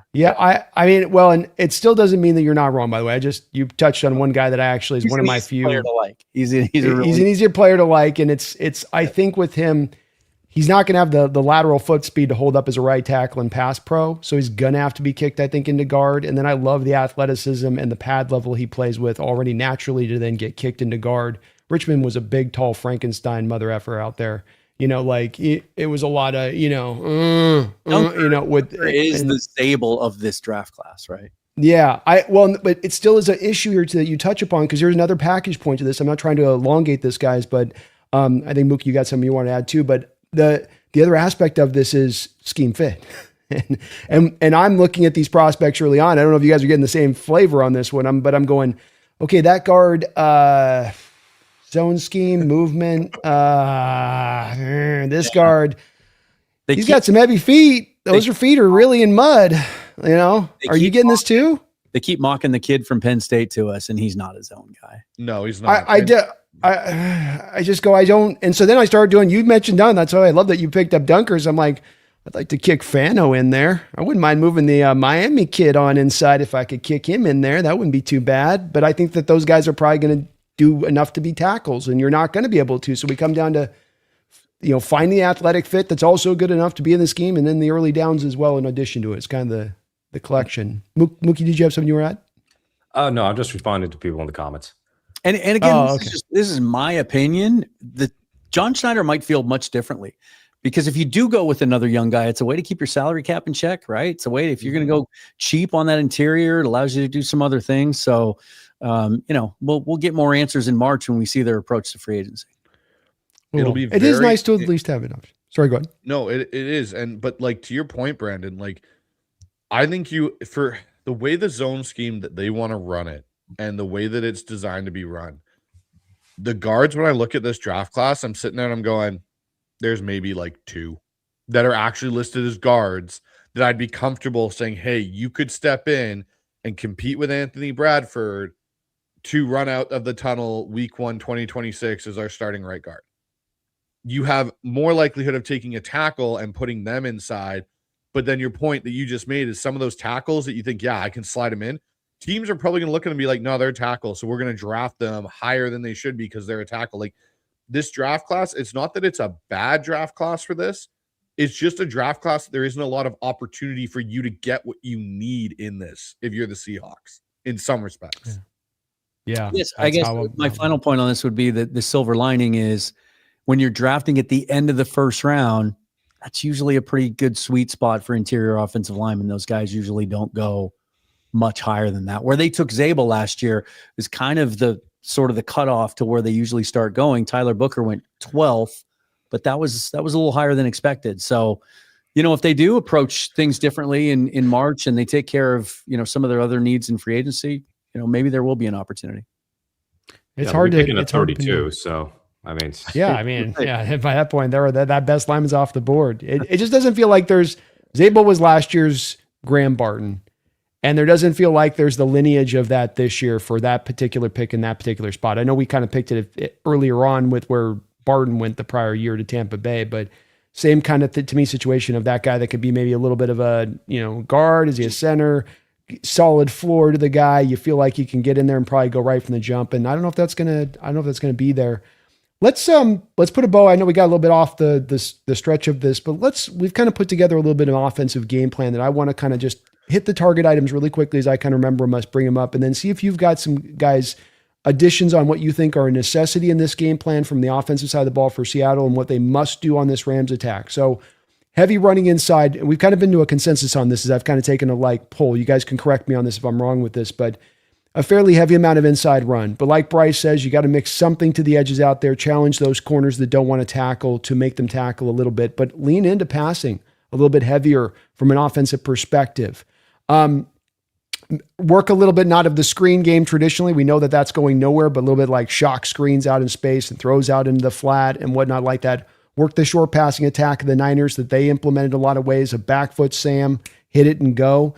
Is there anything else you guys have? Because I think that's a pretty good attack just in the general nature. And I think you can just keep hitting that spam button of hitting that, because that's what the Niners did. It's just back foot, have a predestined play where you're going to go. They're going to be in off coverage a lot of times. I think it was Mookie you mentioned about the off coverage, or I can't remember, on hitting that off coverage, reading it, and then having the automatic trigger of an out route there that you can call upon. I mean, that's what teams did on Carroll's defense for years.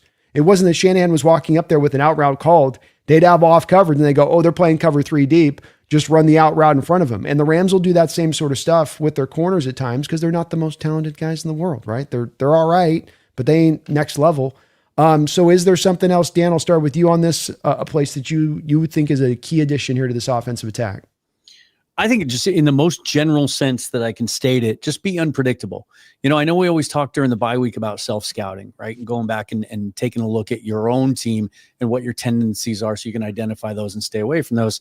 Well, just do a quick refresher now this week, right? And look back over the last few weeks and see what your tendencies are, because it feels like some teams are starting to get dialed into some of the things that we do. For all the talk that we heard during camp and everything else from the offensive players about how the way that they coach everything is the first step always looks the same, so the defense doesn't know what's coming depending on formation or what have you. Just be unpredictable, right? Like Bryce said, like I think we were, at least for a little while, we were recently number one in the league at how many times we ran the ball on 2nd and 10 after an incomplete pass on first down. Like, stop doing that. Right? Don't do something that the Rams have seen on tape. So be unpredictable. Maybe throw tempo in once in a while. I don't think they do that often enough, but when they do at the end of a half or in a game winning type situation, Sam's been pretty good. We saw it against the Rams. We saw it again on Sunday against the Colts at the end of the half and at the end of the game. So just kind of be unpredictable that way and switch things up, and don't. And if there's that little section of plays, and I always hope for this, and Bryce as a coach, you can tell me if this happens or not. Maybe at the NFL level, you can't afford this luxury. But if you have just that little chunk of 6 or 7 plays that you've been saving, it's tucked away in your play sheet down in the corner that you've been saving for the Rams, maybe roll that out this week. Love it. Mook, I love the up-tempo stuff in general too, by the way, just great. I mean, he is that kind of quarterback that does seem to feel a little more comfortable at times, especially when he's in a bit of a, he's kind of having a morose day. It's a little bit, it seems to kind of snap him out of it at times when he gets into those situations. Russ was like that too. Mookie, anything you've got on their offensive game plan, top this one off? I think they need to they need to commit to play action more proactively, because a common theme with the Colts and Falcons games the last 2 weeks, Sam didn't look great in the first half. The passing game was off its game. And then the second half, I know they were kicking field goals a bunch in the Colts game, but they were at least moving the ball. I think they only punted once on 4 or 5 possessions. I'm not going to count the kneel down as a possession. So they were moving the ball consistently with the passing game. And you know what happened? They called more play action. So Kubiak has been doing this thing where it's straight drop back passing and then using the run game early to maybe set up play action. You do not need to run the ball a bunch to set up play action. You don't even need to run the ball well to have a good play action game, as evidenced by the fact that Sam Darnold, albeit narrowly, is still number 1 in the league by EPA per dropback in play action passing. And we know that the Seahawks run game is not very good. What's the difference between Kubiak and, I have to reference him, Ryan Grubb, is that Kubiak, I think, has done a pretty good job of marrying the play action game and the run game together, whereas Ryan Grubb did 2 sins. One, he didn't marry those well, gave up too many tells that we could pick up on. So what do you think professional coaches could do? And then the second bit is wouldn't commit to running the ball at all. So like it's one thing if you're not running the ball well. If you're not even trying to run the ball, why should I respect your play action game or respect your run game? So I think they need to be more proactive in doing play action stuff, roll out Sam more often. So that means more bootlegs, move the pocket, and you can still do your throws out in the flat. I remember in the first Rams game that Kenneth Walker hit an explosive play just off of a play action boot, and Walker, you just take the dump off and get yards after catch off of that. So what's been consistent for the Seahawks is when they are not running play action at a high rate, Darnold is not as effective, and therefore the passing game is not as effective. And that includes the first Rams game. Now, I know there's some context that they were trailing so much that they had to do a lot of passing and 4-minute offense, but even still, in the flow of the game, they were not running a lot of PA stuff. So I think that they need to adjust to that and fast, pass to set up the run, if anything. If you're going to get your running game involved, instead of this run to set up the pass early and then see if things can open up for your run game. So you can hit your little 4-6 yard plays, and hopefully they become a little bit bigger down the line. Somebody in the comments is saying, please no trick plays this game. I know that Cooper Kupp wants to throw a touchdown against his former team. Clint's been good with not doing that trick play stuff. I think the last straw was the Cooper Kupp pick in the Houston game. But yeah, that is basically my biggest play action wrinkle is go against your recent habits and start to rely more on what you're best at early in games, as opposed to waiting until halftime when you've scored 6 points to go, let's go back to what we do best. I think I know what Bryce is going to say next. Well, and I like where you're at too with the unpredictability, just to pair it back to with Dan on that. that you're been running on early downs. You've been predictable in that a little bit. I'd even say first down's been a little bit like that. There's some games you're a little bit more willing to throw first downs. Being able to pass a little bit more rather than run on those downs, you go counter to that a little bit with the Rams and could find some success there with it. So I think a solid addition up on that. Bryce, what does Dan think you got there on your? I'm curious. I want to hear what Dan thinks I'm going to say first and see if he's on the money here. This is the week to bring Milroe back. I was just gonna say, wouldn't it be freaky if Milroe was activated tomorrow? Like we wake up and it's like Milroe activated. Oh, Jet sweep pass to Jalen Milroe is the opener for this tomorrow night. Seriously, right out the chute. Yeah, not make us wait, just right from the jump. Oh man, that's great. Okay, so Dan, Mookie, you guys covered a lot. My biggest thing for this offense is, I think Clint Kubiak, don't burn your best dishes. And the reason I say that is Clint, in the last 2 times he has played somebody that knows what he likes to do or how his offense is built, he tries to do things completely out of character for that team, and it sets up troubles. Sam throwing the ball 44 times in a close football game that didn't need to happen. You look back to the 49ers game. Let's, bail out on certain things that we were expecting our team to do, and let's throw it all over the yard again. Like, stay within the confinements of what you do well. It helps protect Sam, which you're trying to do to an extent, from creating, extra opportunities for interceptions to happen or fumbles by doing everything Dan and Mookie said. And Clint Kubiak, just don't try and outthink the other team. Just do what works, stay with it, trust it. And for God's sakes, if we start with the ball inside the 10-yard line, do not run 3 straight drop backs and get Sam killed. That drives me absolutely bonkers. It's driven me bonkers since the Texans game. Don't do that, and I think we'll have a successful offensive recipe.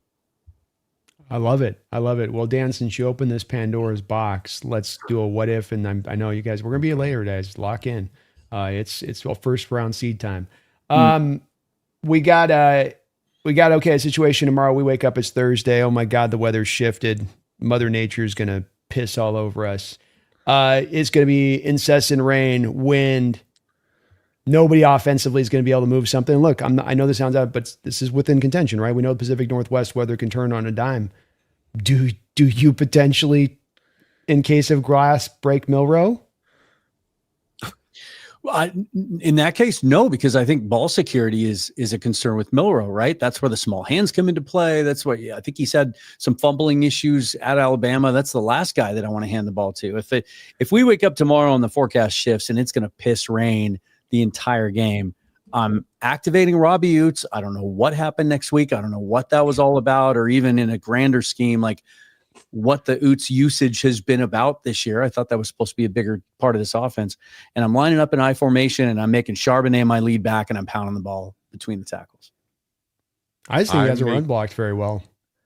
I'm going to say this. Go ahead. Sorry. I'm breaking Robbie Oots' glass, and I'm making him into Mike Allstott. The O train up the gut. That is literally what I'm going with. Yep. Okay. Robbie Oots right behind him, and we're going right down. We're running in the gap, Brandon. We're going A on each side. We're going right down. Hey, we'll get a couple yards. That's all I need. I just need to get in those 3rd and 4s, man. I want to live in 3rd and 4 tomorrow. That's where I want to be. Mason Richardson, 6th offensive lineman, Oots in the back. Yeah, I like that's it. Right. Just adopt the wing T at that point. Just go to the wing T. We're fine. Just go to the wing T. When are we ever going to get a touchdown to an eligible offensive lineman? Like Jeffrey Simmons, eligible defensive lineman, caught a touchdown against the 49ers last week. Like, we need to have a big fella offensive touchdown. Like, that's a trick play I can get behind, because normally those guys are wide open if the trick play works, as opposed to please do not throw to a covered guy. I know we had George Fant catch a couple passes, or he caught that one pass and then fell all over himself as he was going to get a first down. But in terms of a big fella touchdown, like, we're still missing that. Byron Murphy scored, I think, a touchdown in the playoff against Washington as a fullback. Yeah. He can get the ball that way. But Robbie Oots is an interesting case, because they're not very effective in terms of getting explosive runs when he's been in the game recently. But I saw enough of Brady Russell last week to go, if Oots is not going to be active, do not play Russell at fullback. It's either go no fullback or play Oots. And I think that Oots is still kind of adjusting to the fact that he went from this big tight end to fullback. But if he is going to play, they need to kind of like be careful as to what they do as far as him being in the game, because I think they've also had too many tells with him and the shifts in the I formation. It kind of gives away what side of the ball they're running. And oftentimes Oots ends up blowing a couple of blocks. So I think that he's not been great in recent weeks, but he's certainly better than the alternative, which was the Brady Russell he's a special teamer for a reason. I'm still hopeful for him too, Dan. I just think that that's what the tape's told this year, is that him in the hole has not been consistent anywhere close as far as sustaining. He's been part of that problem of guys slipping off blocks, outside zone, that type of stuff. He gets out there, and Callerup actually has been to the other side of that. That's what a little bit of this is. I know Sundell's kind of the guy that's talked about as Im or Sundell. Sundell's more of the special teams contributor, but I think it's that blocking side that they get. I think some of this is a little bit maybe cascading to, I think Barner's had a little bit of a shoulder thing going on. He's wearing that brace, and that makes me wonder about the potential of him, why the run blocking has gone backwards a little bit with them. And if they're not trying to think of this with Saubert coming back of, okay, Saubert and Callerup are our two tight end blockers, and Callerup kind of into the fullback role when we want to run those plays, with Sundell mixed in there as kind of a mix. And then Barner becomes your H-back tight end down the stretch.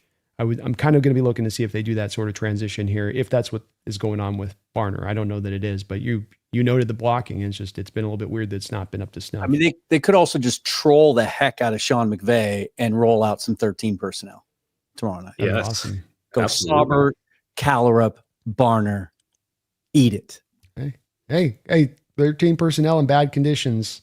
Somebody could say, there are people out there that said that's peanut butter and jelly. You know what I mean? Like, that's what you want to do rather than spread it out and go 4 wide, that you want to go more bigger and mash and embrace the mash, embrace the kind of the short way of it and control the clock. A lot of tomorrow's going to be controlling the clock. Thursday night game, short week, body's tired. These offenses are going to play probably hyper conservative to a degree, in my opinion. And that's going to mean you got to kind of embrace those 3 yards. That's a beautiful result for us tomorrow. Let's flip this over to the defensive side of the ball. I think that this is more going to be of us saying, hey, just keep the Orin the same way you ored last time, kind of just apply in mass production. But I guess let's start this out. Dan, can you do that? Or is McVay too smart of a coach that I can't run back out and trot back out the same stuff we were trying to do in the last game? Or maybe your opinion might be that he just missed getting us. Like, if he had just stayed committed to the run, considering the yard per carry average with their main running back, would have been fine. If they just hadn't gone to Blake Corum instead and took him off, they would have been fine. Where are you at with that one? I trust Mike McDonald and the way he's dialing things up these days to switch it up and have a good game plan and give them a completely different look. I mean, that's the whole thing about this defense anyway, right? From one snap to the next is they don't give you tells. They don't let you know what they're doing. Plus, Julian Love didn't play in the first match, and was it Emanwari's first game back, or was it his first game back? So he wasn't. No. Or was it back for a bit? He came back again in the Arizona game. Before. It was Ernest Darren Reed Jones' was on first IR. game back. It was Ernest Jones came back for that game and then missed the next week. So it wasn't a fully healthy. It wasn't 100% Ernest Jones. And it wasn't the Nick Emanwari that we've seen the last couple of weeks either. I think he's much more comfortable, and Mike McDonald's much more comfortable with him, and they're moving him around doing things that are different even than what the Rams saw 4 weeks ago. I think Reek Woolen's playing at a higher level now. I think that was maybe kind of when he started the turnaround. It was right after the trade deadline, right? When things started to kind of click for him. I think it's a better defense than the one they faced in week 11. So as long as Mike's making the calls and has a good plan dialed up, I think he's going to make it tough on him. I think the score is going to be relatively similar to what it was week 11. I think it's going to be in the low 20s. Yeah. I like it. Let me get over to you on that, Mookie and Bryce. Real quick, though, I'm forgetting and burying. We got to do a little quick ad read here because contractually obligated, which is going to be Sleeper. Sleeper is the number one app running right now today in the game. Why? Because they got so many options and so many choices. A lot more than a lot of the other apps out there, and they are sponsoring both me and right now Dan's show. So if you use my code Nest or Dan's code Forever, they will give you a match up to 100% of your first deposit up to $100. So $100 from me and Dan to you, and you support the channels at the very same time. They also have just a free $20 entry, no deposit needed. Just create a login, and they will throw 20 into your account. So that's $120 from us to you through the Sleeper app, just using the code Nest or Forever. I'm trying to keep you on your toes over there, Dan. And we got my picks here over on the other side of it. Terms and conditions to apply. Please see their site for details. Gentlemen, do you like my picks? Myers with more than a field goal and a half. Shahid with over 34.5 yards. Charbonnet with 35.5 yards because downhill running, baby. Kyron Williams with over 55.5 yards, and Puka with his 39 targets in this game, over 94.5 yards. I admire your restraint in not taking the freebie that they were offering of Sam Darnold over. Freebies are for cowards. Over. Dan, freebies are for cowards. It was over half a yard passing. Oh, yeah. I missed it. That's why I didn't include it. So, see, folks, it gets even better when you use the app. They give you 3 freebies on top of it. That's right. We all feeling my picks, boys? We good with these? I like them. Yeah, Yeah, I like the only thing I think that could actually happen is Nakua under 94.5. I think That's what I was without- going to say too. Okay. Yeah. You guys thinking Okay. we're doubling, or you just think we're locking him down? No, we get four big pass plays called back for OPI. Ah. Nice. I just Well, Mookie, go ahead. go ahead. No, you go ahead, Bryce. Pop it I up. was just going to say the reason I think, to Mookie's point, why it'll be the under is the weather's going to play a factor. And I think the fact that Devontae's not out there. Like Devontae Adams, even though he's not Devontae Adams circa Packers, he still demands guys to be eyeing him, and it opens up some of that stuff for Puka Nacua. I just think now that he's not there, and I think Witherspoon and Woolen are playing as one of the 2 top tandems right now in the NFL when they're both on the field. It's not like you can run Puka to the other side and be like, okay, he's over there on the weaker corner and we can take advantage of that. Like, he's going to have a problem all game. I think there's a higher chance that a tight end on their roster has more receiving yards. Love it. Okay. Love it. Mookie, where are you at on this with this defense and what they should do? And is it just kind of wash, rinse, repeat, make them stop them until they prove they can stop it with your style and your approach from what you did last time? Well, it's going to be a different matchup by default because you're not going to have Adams on the Rams side. I don't remember if Higbee even played in the first game. He might have. Yeah, he definitely did. So he's not back. Havenstein's not back. So they're going to have some changes there. And then on the defensive side of the ball, the Seahawks will have Julian Love. He didn't play in that game, as Dan mentioned. Jaron Reed also didn't play. I'm going to leave out Riley Mills because, I think everybody, including Riley himself, admitted that was a pretty tough debut for him to be going, for the most part, opposite Quentin Nelson your first game, coming off a torn ACL. I think part of what the coaching staff did in this Colts game, bless you, Bryce. I know you muted yourself, but I know what you did. But anyway, I think part of what they did with the Colts game is pseudo load management by even having Mills play in the first place and then having Mike Morris in the game in the second quarter, like taking some snaps away from some of the starters to keep them quote unquote fresher for the Thursday game. And I guess it worked out in the end. But yeah, you have your key guys back. You have everybody back who is supposed to be on your roster in week 1. So I think that the Rams are not going to be heavy on 13 personnel set because Seattle snuffed that out the first time. I am curious to see about this run defense, though, because they've been very, very good. But they have been leaking kind of not necessarily explosives, but these 4, 5, and 8 yard gains where they're preventing the big runs from happening, but they're also setting up favorable down and distances. And that's what kept the Colts kind of in a position where, they weren't exactly moving the ball all over the place, but they were controlling the clock that way. So in the Rams game in the first meeting, they definitely had trouble stopping the run early.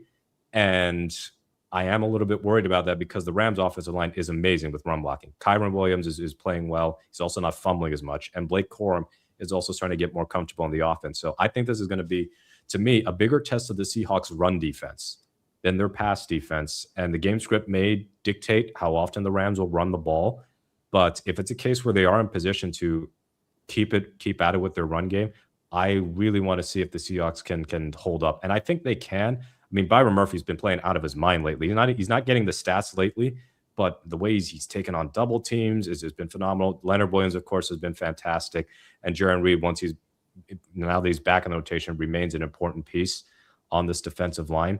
Another thing that I am looking for in terms of the pass defense is Josh Jobe has not been great the last couple of weeks. And even though Nacua is kind of the only receiver you have to really pay close attention to, I think Arinka would be playing Reek more snaps than Jobe. Reek has been playing at such a high level lately. And you notice that they're not bringing up Reek's name on the broadcast. That's normally a good thing. Other than the taunting penalties, which I don't care about, just don't get one tomorrow. But other than the taunting penalties that we're seeing occasionally, he's locking his guys down. He's tackling better. So I think playing Reek more would strengthen this defense. But in general, only two teams have been really, I guess three, have been able to shut this Rams offense down. The Ravens somehow, and that was sloppy conditions. The Texans on opening day, and they're right up there with Seattle's best defense in the league. And then the Seahawks themselves. 21 points scored in that first meeting. Two of them were off very short fields. So I think that McDonald knows how to stymie this Rams offense. And I'm confident that, as Dan said, this is going to be a lower scoring game. So I don't remember what the over-under is, maybe like 43.5. I'd be leaning toward the under for this one. Yeah, I think so. And I think with heavy amount of runs on top of it, that's going to just shorten down this game, and it's going to make those possessions that much more valuable as you do get them. One thing I do want to see as a carryover from my perspective on this is that this is the number one play action team in the league by percentage, being this Rams team. And what I really liked about it, and this is the part that does make me nervous, to your point, Mookie, about the run defense and the shakiness of it, because I do wonder if early on this game this contributed to it, where you said, all right, we're going to take the unblocked edge that would normally be scraping down the line of scrimmage to be pursuit backside of the play. He now just takes the quarterback and operates like it's a play action fake every time on the boot. And great, you had a guy in Stafford's face, and you killed a lot of plays DOA on arrival the second he turned around off the play action of that. But that's also one less guy for already what is a light box. So you're going from 6 to 5 now when you choose to do that, because you're letting the quarterback essentially eliminate that edge in the run game. Do you guys feel like, hey, this is the risk we've got to take to eliminate that play action, or is this a little bit of a shaky strat by Seattle? Because it has kind of carried over afterwards here through some of the other corresponding games on film. I think it's a shaky maneuver there by McDonald, because as an OC, if I know going to film that's how you're going to play and you've been showing it, I'm going to have some wrinkles of some things that are going to basically, with Sean McVay, have the counter to your counter. If you're so worried about me getting the ball out quick, cool, maybe we aren't booting as much now, and you're bringing to shoot out. And because when ends do that, they tend to stay out wider. Okay, well, now we can run counter underneath. Now we can run split zone, run it backside underneath, or even if for Stafford, I'd run a half and pull a lineman back across, or a tight end, and have him set up outside and have Stafford just slide up underneath and potentially get that deeper overshot off the play action. And I got a feeling McVay is going to have that, because one thing Sean McVay is an awesome designer of is that over route. He kills you with it in so many variations, and we've seen it time in and time out. And I love what McDonald's doing, but don't get married to something. If Stafford gets out a couple of times on the edge, he's not much of a running threat. If he's going to take off and run, great. You rally to the ball because you're probably the fastest defense in the NFL anyways. And trust your guys that are in coverage, especially now that you got Julian Love back there. Mookie, how about where are you at with that? Stay with the strat, drive it down, or just, like he's saying, maybe kind of vary it up a little bit from the first matchup? It's there, but be careful because McVay is going to adjust. Yeah, that's what makes this a great chess match, because McVay is this masterful offensive mind, and he's earned his reputation. Like some of these guys who get prematurely crowned geniuses, Bobby Sloak being one of them with the Houston Texans, whereas McVay has got the ring, he's got all the other success to show it across multiple quarterbacks. But I think I'd be surprised if they stayed the course, because I expect McVay to adjust. I just don't want them to panic in case the Rams start to get their run game going early. I mean, what happened in the first game is the run game did bother Seattle significantly. There was that 4th and 1 explosive with Kyron Williams. There was another one with, I think, Corum. And then they shut them down the rest of the way. But I don't know how much of that was the fact that the Rams also didn't run a lot of plays, because the Seahawks had no issue getting a lot of plays in the second and third quarters. They just weren't turning them into touchdowns. So maybe there would have been a different story if the Rams actually had more snaps. And the short fields also meant that they ran so few plays to begin with, because they were well on pace to break Seattle's 100-yard rusher streak. I think it was Kyron Williams had 91, so that's as close as anybody's gotten lately. But I think that's for McDonald, it'll be interesting to see how aggressive he wants to be in terms of how many guys he wants to put on the line of scrimmage, because in this last game with the Colts, they were pretty conservative. But I don't think that he would necessarily do the same thing in this matchup. I'm also wondering what is going to be Brandon Peely's role in this defense, because he only played 5 snaps on Sunday. And given that he's a run stuffer and they just kind of like didn't even have him as much of a factor in stopping Jonathan Taylor. But in this game, especially knowing how much the Rams like to go heavy, I think that we could see more of Peely as being a kind of a sneaky important factor, especially when the Rams are running inside. So, yeah, that is kind of like one of my things to watch as far as what happens tomorrow night with this run game of the Rams, because they are what I want the Seahawks to be. And I want it. Christmas is next week, but I can't have it. Or can you? Well, Dan, Mookie's pushing this forward to where I wanted to ask you on this question from this angle of it, which is that, okay, yes, do you want to stay with what you've done potentially? As Bryce said, careful on McVay being predictable. You have really held back running as much base package stuff this year, and that you've lived in nickel in the ways that you have. Is this the week to maybe try to throw McVay a curveball with a little bit more base packages, a little bit more of the heavier defensive fronts than what you've tried out prior?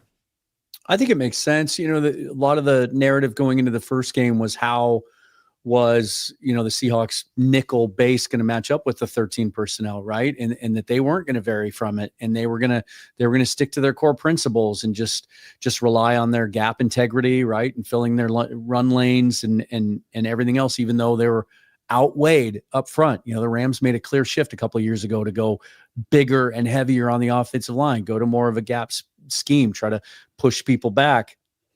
I trust him to be able to continue to do that, but we know that as you guys have pointed out, that McVay will have a counter to that.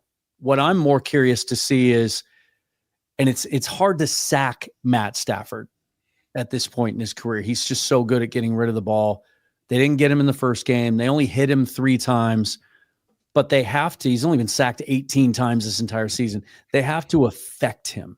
They have to influence his arm angles. They have to influence his decisions and plays and just not make it easy on him. They weren't able to do that really in the first meeting. And so I expect in that respect, I expect McDonald to have something different dialed up and ready for him, and some different looks that maybe they're not ready for or haven't seen yet to try and get some pressure on him. Makes a lot of sense. And it was at least good on the rollouts, but you're right. Absent that, you had a little bit of a struggle getting there, to him. He's such a smart quarterback and how he operates. And it's going to be very interesting how this rolls. We got a couple donos here. Let's catch up on this first. Matthew, thank you for becoming a member of the channel. Welcome aboard here on this. Let me get you guys so you don't look ridiculous with that thing on right now. Thank you though. Brent, he loves the meteorologist Dan. He says, I trust, and thank you for the $2 donation, Doppler Dan. It's I the trust him update. too, oddly enough. The rain is being pushed back. Maybe it was at halftime, maybe. So it looks like they might have to deal with some precipitation in the first half. Dan filling Poole's very large shoes. He's doing it right now. Steve Poole's very large shoes. Dan's filling them in right now. But thank you though, Brent. Appreciate you for that donation. Feed me more Seahawks. Thank you for 22 months as a Hawks Nest member. This is off topic question between the 4 of you. Who's the nice one, scary one, funny one, the smart one? Mookie is obviously the scary one in my opinion. I was going to go smart one there, but So was I. I'm not sure. Yeah, I think He's like Mookie gets. encyclopedia. I think that's an easy one. Yeah, That's the first time I've ever been described as scary before. And then I asked that person in the comments, and it said because I haven't been smiling much of the show. Well, is this a big enough smile for you? We got Dan. Who's the nice one? Who's the scary one? Who's the funny one? I don't think any of us are scary. I guess I'll take one for the team. I'm the oldest guy. I do catch myself having old man tendencies more now. I do have my yelling at the kids to stay off my lawn moments. My fiance loves to point those moments out to me. I'll just take the scary one title just to take one for the team so you guys don't have to wear it. That's fair. That's fair. Bryce, any thoughts on this one? Oh, if I had to give us all 4, I'd go Mookie the smart one. I'd go Dan the funny one. I'd go Brandon's the nice one, and I'd probably go the scary one because I'm the largest individual out of us all. There we go. There you go. The most physically imposing of the 4 You're the here. mean coach on the sideline, right? I like that. Let's go with that. Okay. All right. Randall McDaniel in the house dropping a triple stack on us. Thank you for that, Randall, with a couple questions here and some things. He said, Randall predicted in August we would re-sign Bradford. I mean, I'm not saying it's going to happen, but I'm just saying, setting the stage for you guys for this. We might have to start making our peace with this thing being a reality into next year. Dan, you talked and made some good points about the changeover and also just holding in the perspective. The thing that we didn't talk about this is that This is a Super Bowl team we're looking at next year. This isn't can they ascend and be a happy story, a little Cinderella? It's more of, all right, boys, this is real right now. Lock in. It ain't the time for rooks and guys who green and wet behind the ears to get out there and, let's go. You know what I mean? Let's go. Yeah, and I know earlier I kind of set the stage and talked about how difficult it is to go find those upgrades. But the fact of the matter is we've seen this organization, and certainly since Mike McDonald has arrived on scene, when they identify a problem, they go out and fix it, and they aggressively address it.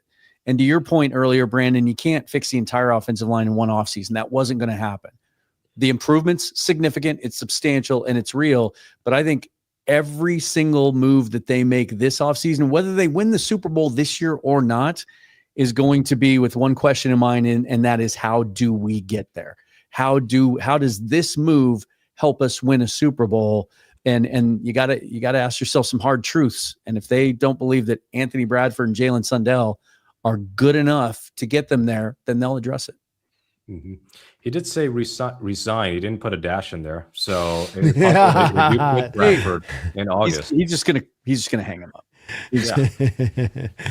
It's possible there, Randy, and good points there. Randall, also, thank you for the $2 donation. I think this is a Sweezy joke. Draft a 6-year senior defensive tackle from Temple and move him to guard. Yeah, it got weird with Cable at the end. I think Cable just did not have the adjustment pattern set to kind of counter the rule changes that were in place to make his system work. And it left him desperate and just reaching for whatever he could to try to find fits. You guys, would you see it the same way? The spark gods. Who was it? Yeah, the spark gods. That's right. SPARQ. Christian Sokoley, right? Is that how Christian Sokoley, starting center one of their years, I think. Yeah, Drew Nowak.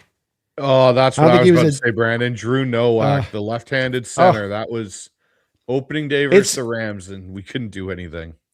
As frustrating as I get with this offensive line, thank God at least John finally stopped 3 years ago messing about with this, because it was awful with the drafting and the targeting and then drafting a center in college and then moving him to guard, and you're ripping your hair out going, what are we doing here? And finally you've at least put the investment in, and it's a process, like Dan just said, but we're moving so much further along the path than we were back then, where it was like literally guys who should not be playing in the NFL, much less starting across the board.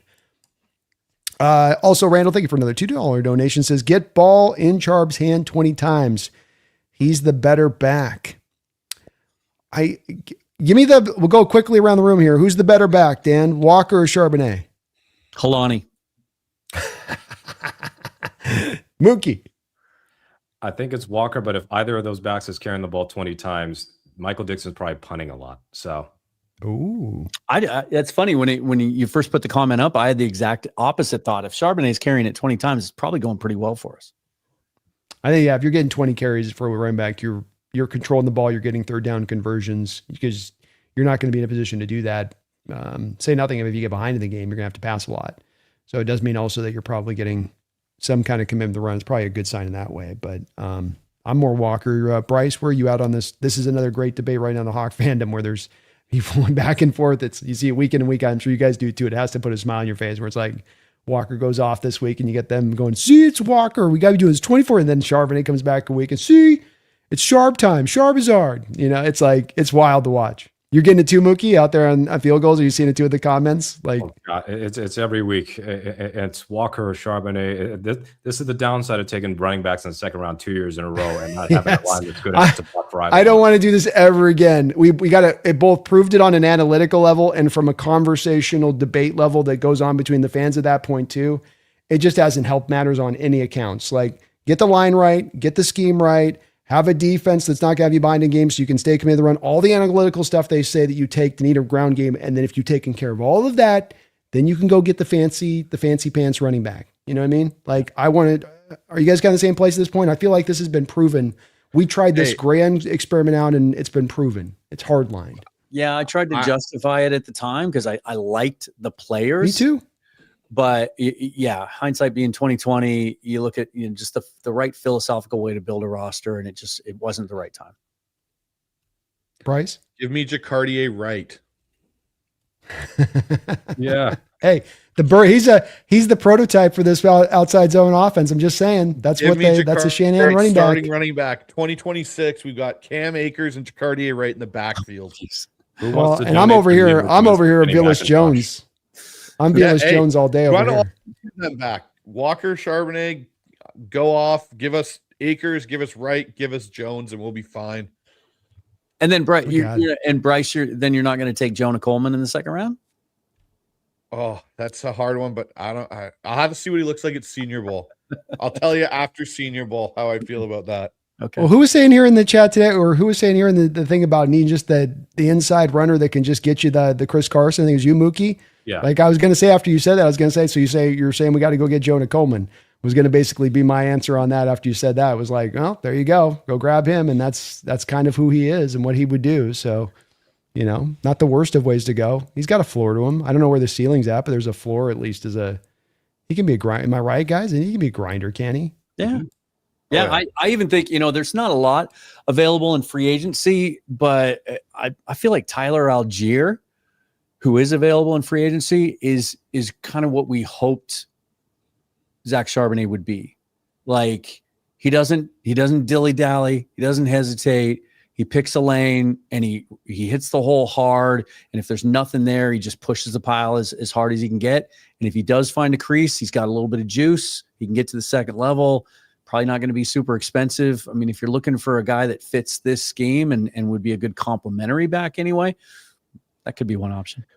When you look at the history of this scheme and you go back to, the Denver Broncos of the 90s with Kubiak and Shanahan, you had Davis. Okay, Davis is the anomaly, Terrell. But then you had other guys follow behind that in Mike Anderson and other guys that were just kind of put your foot in the ground, read your target, but they were explosive within 10 yards. That was the key. They had a great 10-yard explosiveness. They weren't guys that were going to burn down the field. But then you look at when it goes to Houston and you get Arian Foster. Arian Foster wasn't some speed demon. He was just fast within 10 yards to get to the hole and get north-south. That's what we don't have here. You got Charbonnet who can run downhill between the tackles fine, but he's not super quick within 10 yards. Ken's super quick, but doesn't understand where to hit and wants to not put his foot in the ground and go north-south right away a lot of the time, partly because the line's falling back in his lap. But that's where you're kind of missing that guy. You almost need to take Charbonnet and Ken Walker and put them together. And then you'd have the actual ideal back for this system, in my opinion. Stan's been hard up on the A-chain thing that we kicked the tires on at the trade deadline, and Dolphins are going to be probably in a little bit of turnover mode, maybe not want to giving him a contract extension. Maybe that's the guy who's already worked in the outside zone system out there in Miami with some familiarity in the scheme already that they look for, especially if Walker's to walk, if they don't like the guys in the draft, if there's not that prototype back to this. Because you're right, there's a certain style of back. I'd even offer to you that those guys that went after Davis, they weren't as talented, but it was kind of Clint Portis. It was the same kind of style. Orlandis Gary, same kind of style of back. I mean, it's just a little bit more size, just a little bit of like slight plus size with that explosion. So he can get through the hole, and if the arm tackle's on him, he's going to be able to still pull through that arm tackle in the hole and go give me that 5-6 yards. And that's the kind that they've been hyper kind of fixated in for the most part, even in Arian Foster, a little bit bigger on versus the backs of the time. So will be interesting a situation to see how they address that one. Daniel Bailey, thank you for the $2 donation. Says, I might be biased. Brando's the funny one. That's very kind of you to say, Daniel. I appreciate that. I think all these gentlemen are very, very funny and do great work. If you don't already, by the way, I don't know where you guys are watching, which way you're watching from. We got at one point, I think, over 1,300 people in the chat today, collectively speaking. Nice. Seahawks forever. Dan Vien's Hawks Eye with Bryce Coots. And if you don't want to know what field goals is, are you a Hawk fan? Have you not been, where you been at the last 15 years here? Come on now. Get with it. All of these gentlemen do fine work on all of their separate ends of it. And as an announcement here, now is as good a time as any here for us. We are going to the Senior Bowl. The Syndicate was going to the Senior Bowl. We're going to talk to some prospects. No, I'm kidding. We're going to Senior Bowl. We're going to go down there, check it out for a few days, get in there.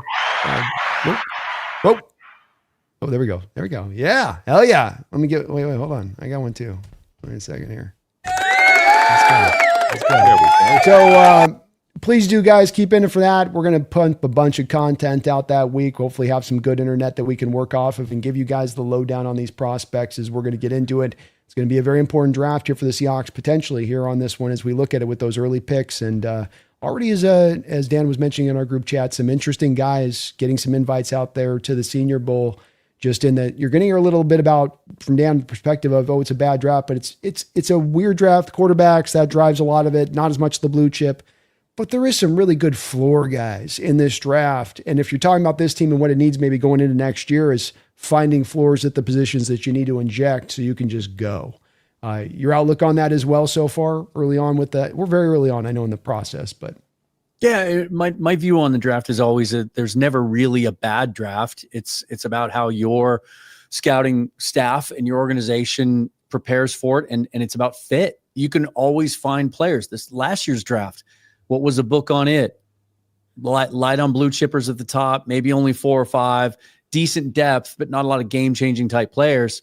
Well, tell that to the Cleveland Browns, the New England Patriots. They've completely transformed their futures and their profile by absolutely nailing last year's draft. It's all about the work you do. It's about finding fits. And there's always going to be those. And it's the work you do in March and April leading up to the draft too.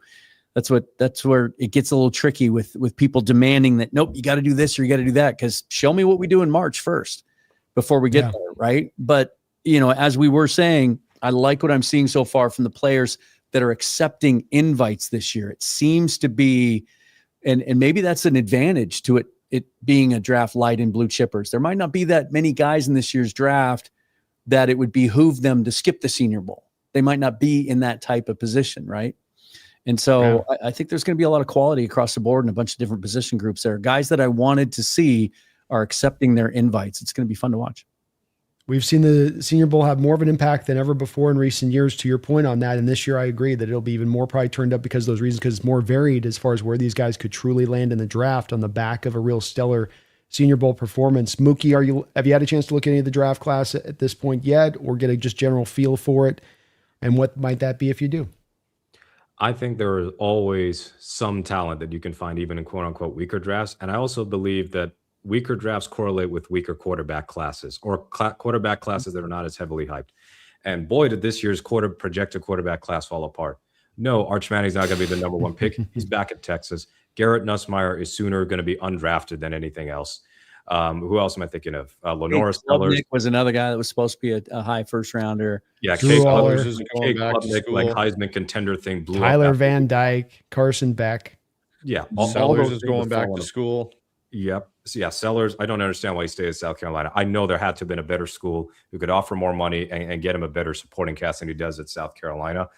But yeah, this doesn't seem like a heavily hyped draft class. And maybe that's why the Seahawks are fine with having so few picks. But I'm not as bothered because there are not as many, even with free agency and everything else coming up.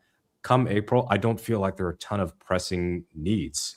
Of course, there's going to be a need on the offensive line to beef up the interior, but for the time being, I'm comfortable with what they got in the safety spot, comfortable with what they got at linebacker, comfortable on the interior defensive line, maybe a little bit with the edge rusher. So I would say the one thing I'm looking at more, I will look at more closely kind of as the season winds down, is what can they do at the edge rusher position, outside linebacker? Because let's face it, Hall has been good, but the sack productivity hasn't been there. Mafe is not staying. Like, that's not happening. And then Chenna has been very good this year, but we still have to figure out if he's a lock to be on the roster next year. There could be some turnover there. So other than Ruben Bain and a couple other dudes like who might go earlier than when Seattle is going to pick, I'd like to see where the depth is going to kind of settle out. But that's the benefit of the Senior Bowl, right? The Senior Bowl, all these other bowls in January, and even through the combine, all these players that you don't really think about in a supposedly weaker draft, their profiles will get elevated. So, I mean, we saw with Nicky Minmori. Is Nicky Minmori necessarily an early second-round pick, if not for that immediate impressive showing at the combine? Because I think he should have been a pretty high-level prospect. But just that alone, I think already had people hyped up. And I think he was a first-round quality player, but there are always dudes who end up being combine freaks and always dudes who are Senior Bowl standouts that end up just playing their way or performing their way into the upper end. So that's what I'm looking forward to seeing. And for full disclosure, I will most likely not be at the Senior Bowl. I still have to man field goals.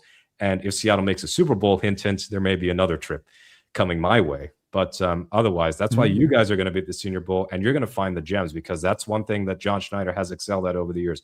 It's those gems in the meat of the draft, the middle portion of the draft, where the Seahawks have been able to build their roster effectively over the years. And the Senior Bowl's carried heavyweight with John. LJ Collier, not a Don't great we know production with TC, or 90% win production, 90% win rate at the Senior Bowl during the week. That helped to get him drafted by Seattle. Gray's able last year, and what he showed down there. Bryce, what are you getting from a general vibe off this class off the rip? I think I said it a bit earlier too, is I just think this is a draft that's designed for teams that don't have a lot of holes in their rosters, where you can go and you can get pieces at potentially better spots for yourselves. And, you know, some teams are obviously going to take swings on prospects that are going to jump up because of their scores and so on. But this draft might line up better for John in a spot of, hey, look, we can fill some of our holes that we need to fill on this team with good value players. And to your point, Brandon, that have a better floor than maybe in other drafts. And we don't have to go crazy when we get them. They may just be in the right spot for us to go get. So I think there's some good talent. I'm going to be excited to be down at Senior Bowl and see that talent up close and live with you guys down there. And yeah, it should be a good start to the draft season. I think kind of the ripple effect of what is generally perceived to be a little bit weaker draft, and the fact the Seahawks only have 4 picks, is I think they're going to be a lot more aggressive in February, re-signing their own guys, and March in free agency. I think, which, you know, keep this in mind, fans out there, because a lot of you like to hang on to the idea of comp picks when it comes to letting free agents walk, right? And if we could let Kenneth Walker walk, we could let Boye Mafe walk, which I think we will. Reek Woolen might not re-sign. It doesn't mean we're going to get 3 third-round comp picks, because I think we're going to be out there signing free agents too, and they'll offset. But I think they're going to be, maybe it's setting them up for a more aggressive free agency period before the draft, because they know they've already done the work and they can see what's coming, and they'll be prepared for that. They got a lot of money to spend. They have very little dead money. They're in a very much prime position if they want to go in that direction and top off the tank to be able to do so. To your point, Dan, give me, if you guys can, just one guy that's you've liked. Doesn't have to be a guy the Seahawks necessarily going to pick, but one guy in this draft so far that it doesn't have to be a guy that you think is going to be a star. Just maybe a guy you like in this draft. Dan, you first. I mean, I already mentioned Dunker, you know, and here I just spent 5 minutes earlier talking about how it might not be the best idea to go with another rookie on the offensive line. But if you were, or if the draft just falls that way, right? Like John and his staff and Mike might look at their needs, and they might look at who they're able to re-sign from their own roster. And they might, you know, go about their business in March in such a way, sort of like they did last year, where they're like, there aren't any options out here in free agency to upgrade our offensive line. And there's nobody that we can trade for. We tried. And so we're going to take care of everything else. And then we're just going to target guys that we like in the draft. And it's that I really do like Dunker sliding inside to guard. I think he fits the profile. He's got a cool personality. I do think that he's Zabel-like in that way. He's a big old farm kid. He's got the tats. He's got the red mullet. I think he's a guy that people would embrace immediately, like they did with Zabel. And if you are going to go young again on that side, plus he's been playing right tackle, so the kick inside the guard's not as severe. You're not asking him to change sides. I think that's a guy this early in the process anyway that I like. Julian Neal, the corner out of Arkansas, is another guy that I like as well. I think he would fit the scheme, and that's a guy that stood out to me early in this process. I will say this, because corner might be in need. That is one position group that looks like it's pretty solid in this draft. Good floors on a lot of those guys. I don't know if you see it the same way. I don't see the sparkling, lockdown island corner, but guys that can be scheme fluid from zone to man and then have a nice floor as athleticism and speed, not missing some huge. There's a lot of these guys out the gate for me have been kind of in that place, Dan. Mm-hmm. Yeah, I think it'll be a fun group to watch down in Mobile. Oh yeah. I am always biased towards watching the skill position players when I look at the draft. And at the moment, wide receiver is not a need for the Seahawks, but if they let Kupp go as a cap casualty, it might kind of be, because we don't know what Horton's situation is, and there's still no guarantee they actually keep Shaheed. So I still think there could be some depth that has to be replenished there. Bobo could be gone. I mean, Tariq Young's a free agent, so they might have to tweak some things. I'm not saying they're going to draft a receiver, and really shouldn't in the first round, but man, Bryce loves Jonah Coleman, and I love Jonah Coleman, but I so much love Denzel Boston. Like, I think he'll end up being one of the first receivers taken in the draft. So forget about him being taken like in the super late 20s or early 30s, but he just has all the talent in the world. And I also like Carnell Tate from Ohio State. I know everybody's fallen in love with Jeremiah Smith, and rightfully so, but I think Carnell Tate is, to me, a future Pro Bowler. And at this point, can you really go wrong drafting from that school at the wide receiver position? No. I mean, Hartline's gone though. That's the one problem there too. Is Hartline's out though now? That was the big common well, he's gone denominator. for next year, but like Hartline still coached this year's set of guys, and I think Carnell Tate is absolutely a guy who's going to be a first-round pick. And I still think that Seattle should keep an eye on the wide receiver position, given some of the uncertainty below Smith and Jigba, whether for injury reasons or for contract reasons. I love Boston. I've got 4 first-round grades right now. Boston's one of my guys. I do admit, I think there is a chance he could be in that 20s range, depending on what he tests time-wise and how running fast he goes there, Mookie. So I think it's a little bit open, but I love his talent, and he's like kind of in that mold of what you've got from like the Drake London types a little bit, and how he's sort of built. You can see the success and how that works to the next level with this body type and how he wins. Bryce, what you got? So if we are to draft a guard, if we are to draft one, there's one guy that stood out to me. He's a tackle right now in college, but I think he's going to move into guard, and that is Brian Parker out of Duke. I really like his tape. I think he fits what we want to do in the zone scheme. And watching his tape, one player that stands out to me that I really wish Seattle had opportunity to get was Zach Zinter from Michigan. He's got a very similar skill set and ability to move like Zinter. And again, I think Zinter is a great zone scheme guard. And he's the type of guy that I'd be interested in for Seattle to, potentially go look at. The other guy for me, though, is like a pipe dream, and it's a running back. Scares everybody that I'm about to say running back, but it's Jeremiah Love. Yeah. Like I would, and I don't think he's going to be there, and I don't think it's a situation where Seattle can get him. But when you put on Jeremiah Love's, tape and you watch him, he just moves differently, and he can do everything. He can block, he can run between the tackles. He, again, would be the ideal, to your point, Brandon, when you said get the O-line fixed, then go get yourself that fancy running back. He's that fancy running back you go get, where it's behind that O-line and you just like watch him and you're like, oh, okay, cool. 5 yards every time we give him the ball. Sweet. Great. Even if there's a guy that's in his face, he's going to make a miss in the hole and he's going to still get 5 yards. Like, he's that special of a player. So those two are probably my two kind of draft crushes right now. One of them more realistic than the other.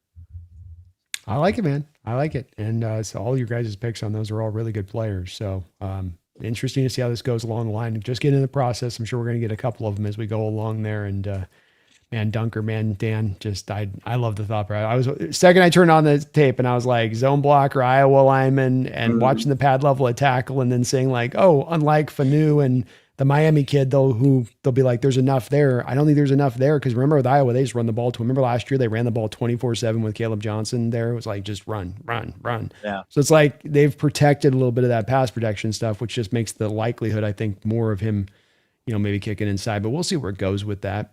I was going to go with the defensive tackle, but I didn't want to open that can of worms, because I know I get so much backlash when I suggest that they need to add to that group next year, because fans think I'm crazy and they think that we don't need to add another tackle until 2030, apparently. So I just didn't want to go down that road. Well, please just say it's not Peter Woods, because I turned on that tape and I fell asleep. No, it was Caden McDonald. Okay, good. Yeah. Woods does nothing for me. And that's a guy going in the top 10. Nothing. That guy's effort this year was miserable.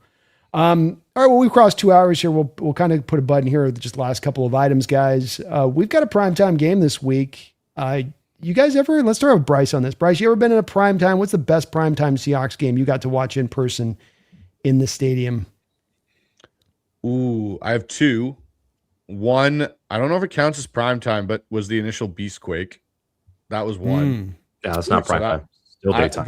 It was primetime on the wild card weekend on the Saturday. I'm just saying. By the time it ended, it was dark. Yeah, it was, especially when the run happened. Best primetime game outside of that I've been to would have been actually the week before that game. Charlie Whitehurst starts for the Seattle Seahawks to win, get in at 7-9, and Will Herring gets the game closing interception. So that was probably, because that game got flexed into primetime. It was originally like a 1 o'clock kickoff on a Sunday, and they flexed it into Sunday night. I like it. Mookie, what you got? None in person, but my favorite Seahawks primetime game ever happened right around this time 13 years ago. Jim Harbaugh's birthday gets spoiled by the Seahawks 42-13. I had just left Seattle like a couple weeks prior, and I could not watch the Bills game because they didn't have it on local television on the East Coast. So the first Seahawks game I could watch in full on the East Coast when I was living there was the 49ers game, and that got flexed into Sunday Night Football. And even though Seattle didn't win the division, that game was to get a playoff spot.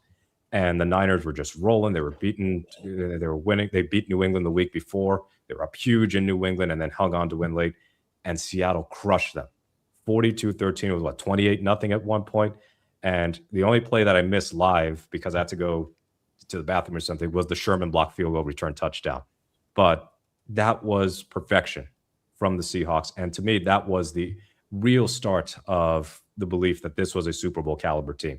So that is my favorite Seahawks primetime game ever because they just destroyed the eventual NFC champions in a way that really they hadn't got destroyed during that run with Harbaugh in that 3-year span. Fun thing, if you ever get a chance, that Mookie, I did a funniest moments video of Seahawks history, and there's a moment that they catch of Carroll on the sideline there where I was able to get a lip read from him, and he's looking right at Harbaugh, and he says, "It must effing suck to get your ass kicked on primetime television." And I've got the subtitles right below when he's saying it, and he's just full on Carroll at his most like bravado and, feeling himself, kind of time. Very cool moment in that game. Dan, how about you? So I was just looking up because I couldn't remember the year. Apparently, though, it was November 27th, 2006. Packers Monday Night Football. And I was going to mention that. It was such a memorable game because I remember there was no snow in the forecast at all. And so we're walking into the game. It's about an hour before, and just the most Hollywood, like picturesque Hallmark movie rom-com snow starts falling. And it's just this gorgeous scene. And so everyone's in this festive mood. And then the Packers get out to this huge lead. It was Brett Favre still at that time. They're up big at halftime. And then Sean Alexander, I remember, just went off. The Seahawks ended up winning. It looks like I think final score 34-24. So they ended up blowing them away. But in that 3 hours that the snow fell, so much chaos. That was the year that the city of Seattle decided to stop using salt or some sort of chemical in the way that they line the roads when it snows because they were worried about runoff into the bay. And so the roads all packed with clumps of snow, and then the temperature dropped about 20 degrees and it all froze. So you literally couldn't drive your car in Seattle because it was too bumpy and it would shred your tires. It took us 4 hours to get home from what was then Questfield to Kent. There were people, I'd never seen cars abandoned on the side of the highway before. People were just like giving up and walking home. And there were people that reported they didn't get home to Tacoma the next day from the game until the sun was coming up. So after all that, it was a win. But for a lot of those reasons, it was one of the most memorable games I can remember going to. Nice. All right. And last couple of donations. Mine would be, by the way, Fail Mary. Got to be there in person. Nobody knew if it was a catch or not in the stadium. Everybody's just like, what happened? It's like, felt like 10 minutes went by before there was a call in the field. Yeah. That was an amazing game. Last couple donations here. We'll get you guys' picks. Dana Bailey, thank you for another $2 donation. Says McIntosh is my pick. North and South runner, quick at the 10 yards. Indeed, he ran, I think, a 1.54 10-yard split. And when he was being tested at the combine, slow 40, but a fast 10-yard split on the back of McIntosh. He got hurt again. It is a shame he's got hurt. Probably will be in the mix next year, but then how healthy is he? And is he back from the ACL or not fully? We'll have to see on that part. Thank you, though, Daniel. Koken, thank you for the $2 donation. Says, great show, y'all. Mookie, are you on YT? 10 out of 10 ball knowledge. No, I don't have that kind of time to do my own YouTube channel. It's a lot. It is a lot on that, Mookie, with that side of it. Appreciate you, though, Koken. Thank you for that. Very kind of you to say. Guile, thank you for a $5 donation here. He says, late to the party. If Sam has another 4-pick game, do the Seahawks move on from Sam? What, like Friday? No. No, I was asked this question on another show today that like, hey, has your opinion of Sam changed over the last 4 weeks since the Rams game about the future? And I said, maybe a little bit. Like I'm not going to ignore what we're seeing, but I still say he signs another contract after this one. I come back to that the quarterback position is driven heavily by the factors at hand that are helping him or not helping him. And then he can establish beyond that a little bit. Yes, there's room for a quarterback to do more. But when you've not given him a capable, competent, consistent running game throughout the course of this season in almost every single game, because when you look at our rushing yards, it's really buoyed up by the explosive runs. That would look a lot worse if you took out some of those occasional runs that they pop off. You've not given him that. First half in pass protection and the way that teams have been able to attack our pass pro conceptually. I mean, you have Zach Charbonnet blocking Latu one-on-one, coming back across the formation post-snap for a guy that's unblocked. Ridiculous. Has nothing to do with Sam in that moment. Some of the game plans that Kubiak's trotted out, like being unprepared for the Minnesota Vikings, living in shotgun against the San Francisco 49ers in week 1. I'm not trying to let Sam off the hook. I'm not trying to say he's played perfect and he's wonderful and there's nothing wrong with him. I think Dan's way of saying it is that's a little disconcerting. But I was also pointing at that time to the fact that he could control the stuff that was going on. It wasn't Sam seeing ghosts or here's him inherently broken and now he's finally showing you his true face. It was do these specific things and you can start to avoid the troubles you're running into. He's done that. That's why he's only got 1 interception in the last 4 weeks. I'll say this too, to add to that, Brandon, is if you go back and watch the Rams game, the amount of protection failures we had on just interiorly on the quick game, again, led to Sam's interceptions in a way. And not just me seeing it and not just other people like yourself seeing it. An ex-NFL quarterback in Matt Hasselbeck mentioned it, saying, yeah, these led to a lot of the interceptions for Sam was just complete breakdowns in pass protection. Till you give the guy a proper O-line, and it's something we've all been saying in Seattle. And I know some people are going to be like, oh, they're still talking about the O-line. Until you can give a consistent offensive line that has a consistent run game that's effective consistently and pass protection, you'll never truly know what any quarterback's going to look like unless you got Russell Wilson in his prime that can run around and pirouette around like a ballerina and throw the ball 50 yards downfield after the defense is done covering for 7 seconds.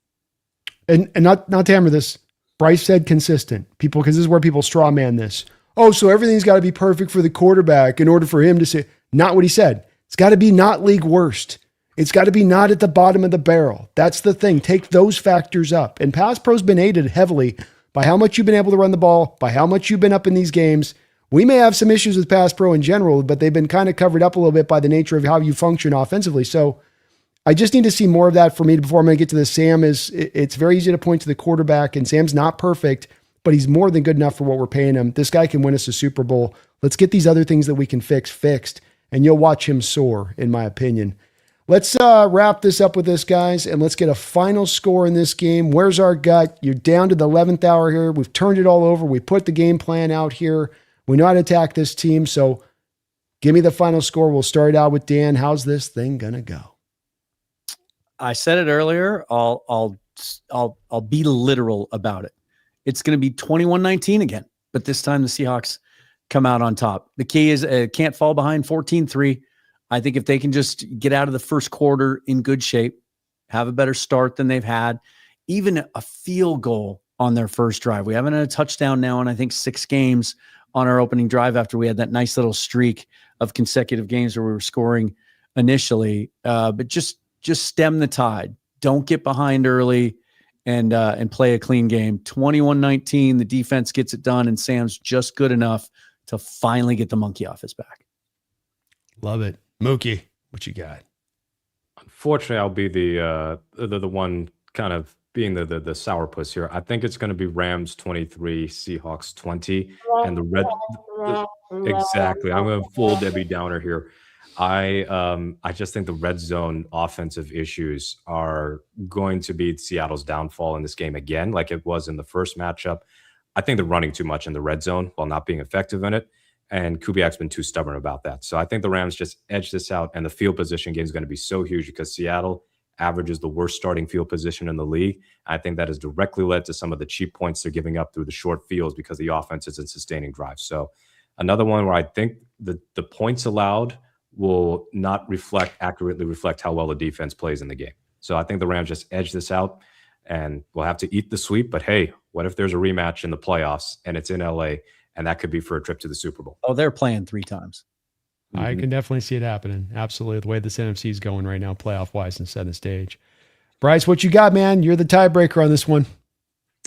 I got 24-20 Seahawks, and Sam leads a game-winning drive in 2 minutes and hits Cooper Kupp for the winning touchdown like he did with Justin Jefferson Let's go. against Seattle last year to kill our season.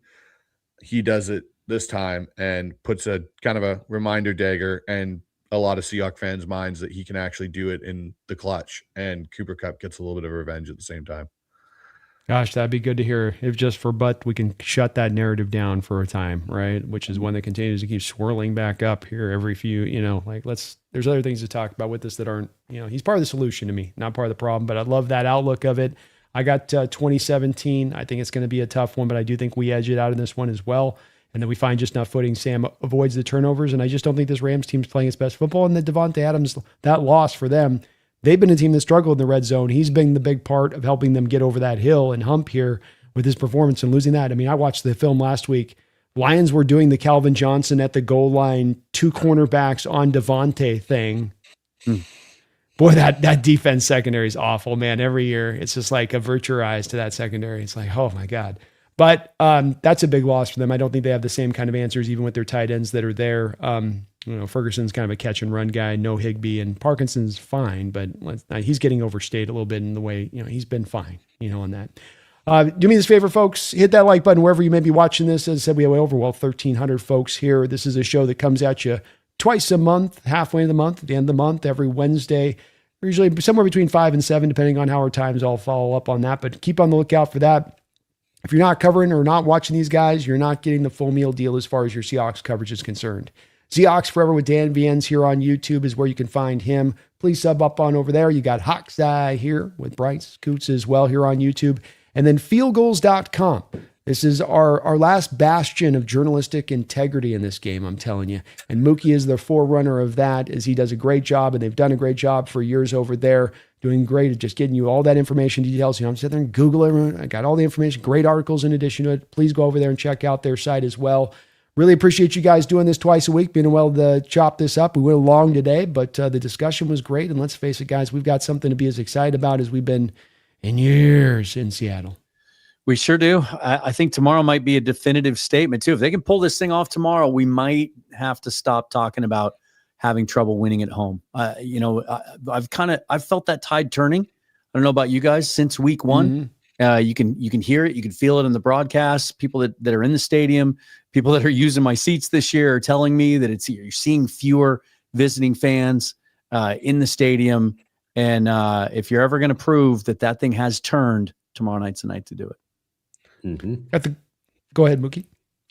Going to say they're 5-2 at home this year already. So that's a significant improvement from years past. You win this home finale, you probably just a reminder to everybody, winning this game doesn't mean you got the division or even the 1 seed locked up. San Francisco's still lurking. That could also be the other big hurdle to clear for the division title and the 1 seed. But you win this game 6-2 at home.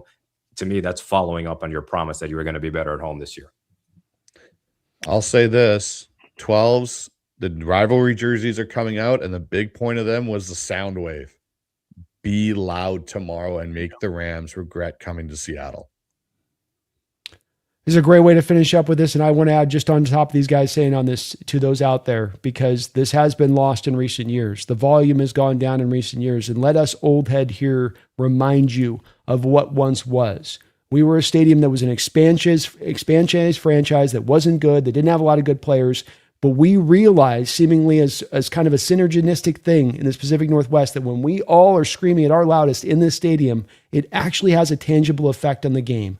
You have this game that we've turned over all these parts and pieces that is so close, right down the line, nose to nose, at the finish line. One mitigating factor that can push that over the line is you giving them that old school Seahawks flavor from that stadium. And that means you take the hot dog out of your mouth. That means you put the popcorn down. That means you stand up on your feet, you look around you, and you beg the people around you to do the same. Give them all you got in that stadium. Give them back again that old vibe and feeling, and you will go get this win this upcoming game. I'll tell you what. Let's get it, guys. Come on. I'm fired up now. I want to run through this wall. Let's go. Let's go. I know we got it in us. I know they've been waiting. I know they've been sitting there, Dan, going, I don't know. Sam Darnold, they've broken my heart so many times. I toss that out. It's 11-3. How many times have you gotten here? That number 1 seed is right there. Not only is it a win over the Rams, not only is it a win over the rivals, not only is it to set the stage to get this division, it's to get the number 1 seed, which you've gone to the Super Bowl the last 3 times you've had it. This is that valuable. So show that sense of urgency. Thursday night, I don't care if you got to get drunk, I don't care if you got to get sober, get high, whatever you got to do it, and walk in that stadium with your game face on, able to help out those people. Because if it's just 60%, if it's just 70%, it doesn't have the same impact, I'm telling you. It's a great reminder to some of the younger fans out there that might not have seen it, that it used to not matter if a team coming into Lumen Field might be better than us, have more talent, have a better roster. It didn't matter because that home atmosphere was so dramatic, it impacted the game. And tonight would be a great example to see that again. Give it to them if you're there. It's your job. It's your duty. It's your familial duty. Your grandfathers before you knew what time it was when they walked in that stadium. Don't let this tradition fall away. Make it strong. Reinvigorate it again tomorrow. And let's go get this dub, gentlemen. It's been a pleasure and an honor. Look forward to going to the Senior Bowl with you guys. Please do get subbed up. Please do be following these guys. We will be back in a couple weeks, hopefully with the Seattle Seahawks team that's got the crosshairs set right in on that number 1 seed. But until then, please don't you ever forget, go Hawks. Go Hawks. Go Hawks.